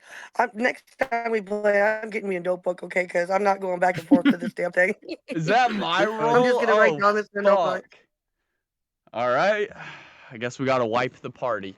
What? So,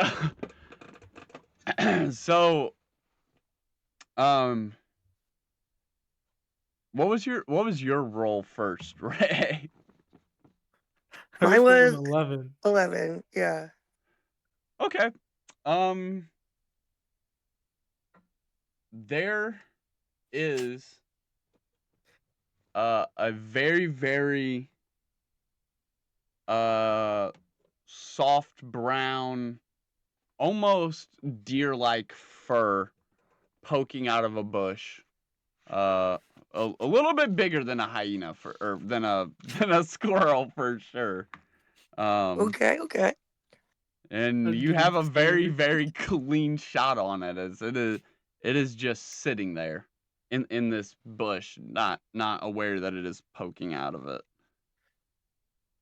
So let's go. Keyword. Let's get him. It's not keyword. It's not aware.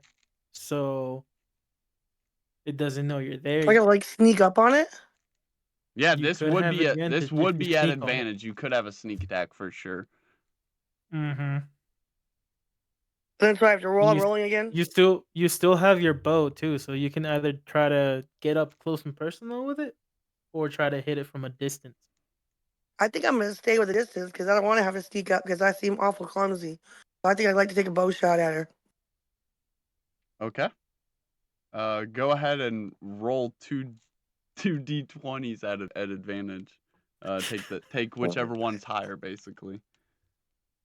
D20, D20. Okay, back to The chat. 12. The 12 was the highest. Yeah, yep. 12 it is. Perfect. I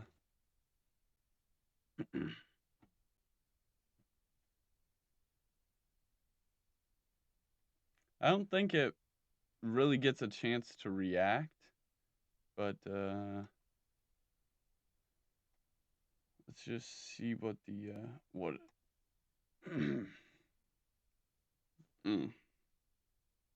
That's very no bueno.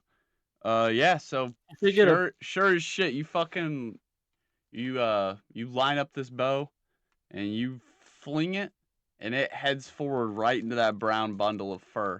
Go ahead and roll for damage as you see. Go ahead and roll for damage as you see the ball of fur kind of uncurls a little bit, and the top of the tuft sits up, and this baby hyena just like howls in pain. It's like, and Oh boy. very All right, here I quickly go for from rolling. the side, you would hear these tree branches snapping from right where those two hyenas from earlier disappeared at. Crap. Well, I got an 18. Yeah. But So I that feel like I'm about to no, get got by some Sorry, hyena parents. you have to roll a. I think the bow is a D8, and then Okay. for a stone arrow, you also get a D4. Okay, so You're my gonna D8, you're gonna roll the D8, which is a 2 now, and then 2, the D4. and the D4, 3. A total of 5. Mm-hmm. All right, yeah, that does an incredible amount of damage. It is not quite enough to kill it. Ooh. Actually, it's only 1 point. We might just say it is enough, so poor thing's out of its misery. Yeah, you fucking just like, May and I it like ask a freezes question like quick? it's not dead for a second, and it's like, and then it's just like, Just a little death rattle. Yeah. and it drops. And I highly suggest you pick up that meat, and let's go ahead and Get the fuck out of there. yeah, Oh, you yeah, get I'm out. sure gonna pick up You're that meat not in and go on initiative again. yet because you just one tapped it. It's dead, but you can definitely hear something else is rattling around in the bramble. Yes, I would like to leave now, please, with my meat. All right, you grab up the fur really quick, the little tuft, and yeah, it's about the size of a large pumpkin. So you could Okay. carry it pretty easy, and it has a decent amount of meat on it for it being so small. And you kind of just tuck it away because you're fucking running. And as you leave this clearing, you can definitely hear those sticks snapping, breaking, the sense of that sound of huffing and of these hyenas that are trying to detect what has happened here, where that sound of the yipping came from. They are on it. They're ripping that clearing up behind you, where those bushes are, and not. Yay. But they are definitely hot on your trail as you make your way back to Savage, or back to. So when I get there, I'm gonna have to tell them, okay, you ready? We packed because we need to go. Yeah, Savage. With your roll, you would already have known that something is possibly lurking around here.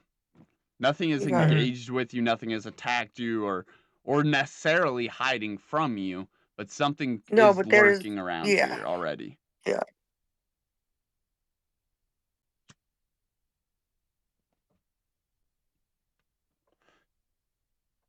it is your turn. You two to decide what you want to do. You could talk it out real quickly, or just run.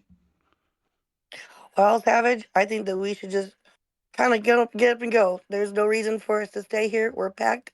We're ready for our journey. We've got some meat, and I feel like there's some other little creatures around here that we don't want to run into. How do you feel about that? Sounds good to me. Well, off we go. All right. Do do do do In do what do type of do. manner would you leave? You leaving I feel like hastily, medium. or are you leaving Hmm. neat? Like why can I not remember your character's name right now? I'm so sorry, Savage. Vero. Vero, like Vero Vero, Vero. would have done in the past. How are you leaving this area? He would Vero, be I feel like trying that's you. to.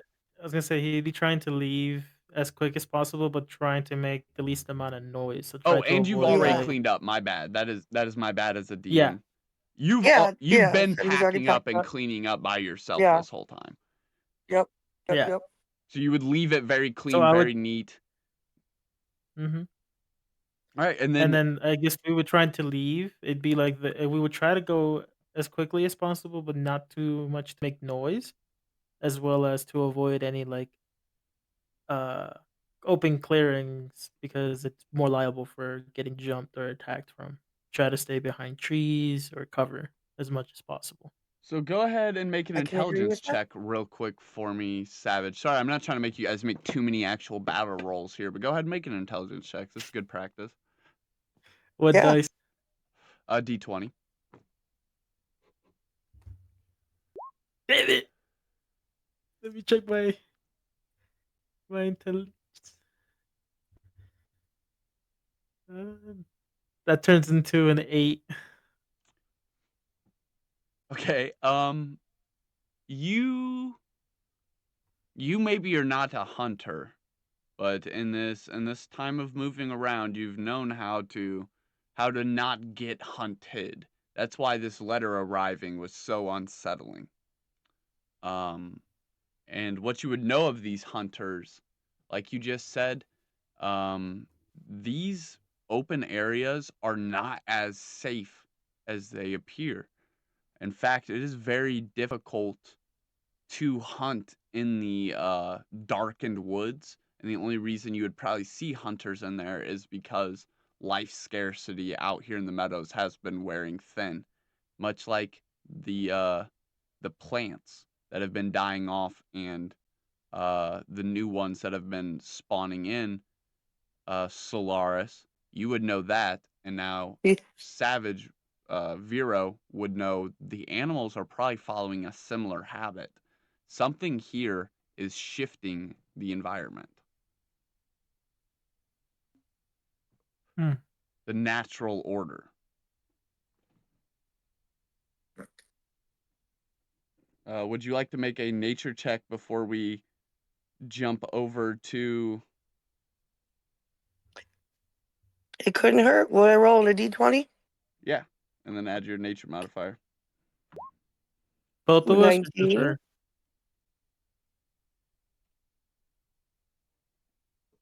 Both of us or just me? Just you. Well, I mean, you both Okay. Yep. can. Sorry, you're together now. You both can roll a Yep. group nature check. I'm going with that. I'm not. I can't roll anything higher than that. All right, and then Yeah, I add would say your. I got 19. So hell. Do you not wait? What's your class, Savage? Vero? Mine is I think shadow. Uh, shadow lexicon. Oh, okay. Um. All right. So that's not gonna give you any nature bonuses, correct? Yo, All right. So so she got a 19. 19. What did And you don't I get? have 2 plus What did 2 you get, nature or Savage? something or no? Vero. Weapon. Yeah, add your nature modifier as well, Solaris. Back to my character sheet. I feel like my character sheet is not like I don't think I'm reading it wrong on some parts. Okay, so I gotta go back down to the skills and tools, right? Yeah. And my nature is gonna be -1. All right, it's 18, I guess. Okay. Your nature is -1. See, I think I'm reading the wrong So, thing. so Or I the don't have it set nature up right. on the skill one's hers, it is -1, but it evens out with the +1 from her class. Right. Oh, So okay. it'll just stay at 19, right? Okay. Mm-hmm. Okay. That makes sense because we made it to where you get things accessed at level 0 instead of level 3. That makes sense. Yeah. Mm-hmm. All right. So you get a raw 19. Yeah, you both as a group nature check, you both get a heavy sense that anything you run into is going to be very hungry, as most of the prey animals around here have been dead for quite some time. You see maybe a scattering of bones, but they seem ancient. Not only picked dry, but cracked, falling apart. They're like old. Things as the closer you get to the source, the more it seems the natural order of things has been shifted. There's something wrong about the plants, there's something wrong about the animals. There's not a lot of prey around, and you definitely feel like all of these predators have to be starving if not dying out as well. Mm. Can I do a thing like what if we like run into a predator, or like I could like throw him a piece of meat or something to get him to like leave us alone, or like Yeah, is that a thing? yeah, absolutely. Okay. Anything you can imagine Yeah. is a thing. That is Okay. that is true. Definitely something you could do. Let's leave out of this scene here as you guys make your way into this deep bramble. Exactly where Ooh. you touched along the side of earlier. This is where session 0 actually takes place. So we picked up with you guys on where we faded out from the picture at. As we fade in, you guys left off at night, and you have not only walked the chorus of that night, but the day as well.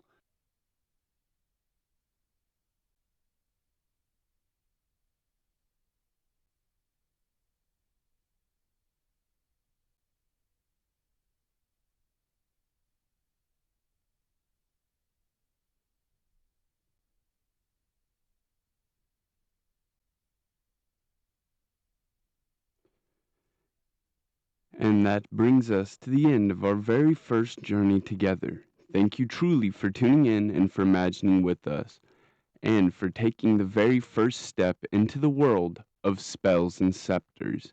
Tonight was just a whisper, a breath before the real adventure begins. Your support means everything, and we can't wait to share more stories, more magic, and more laughter with you. Until next time, may your spells be strong, your path be bright, and your heart stay open to the wonders ahead. Good night, and welcome to the beginning of Spells and Scepters.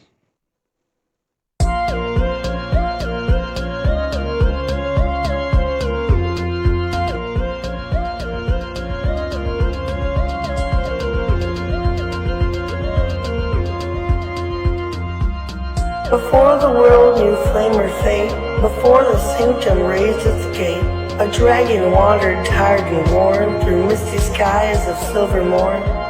It searched for peace, a place to lie, beneath the glow of moonlit sky, and in a valley hushed between two gentle hills of twilight green, it bowed its head in softened light, and drifted deep to dreams of night. It dreamed of fire burning bright, of honor shining pure and white, of moonlit sacred, calm and true, of secrets old and wonders new. From dragon dreams to whispers grew, a hint of halls the world once knew, where mysteries danced in shadowed air, and magic bloomed in hearts that dared. That was the dawn of what would be, where five fought fate in unity. Their story closed, their watch now done, 5 voices fading into one. And so I speak across the yore, to those who brave what lies before. Oh, hero born of flame or field, of moonlit craft or truth concealed, step forth, past revealed, consume your fate unsealed. For now the sanctum stirs to see what new made legends you will be. The dragon breathes the dream once more, a calling through the ancient door. Hero before the past is through, the tale now waits to open you. Take clues I've left and missed and do. Seek what is hidden, chase what's true. For the sanctum keeps its promise still. In silent halls and moonlit chill, it watches all you choose to do. And it's long been waiting here for you.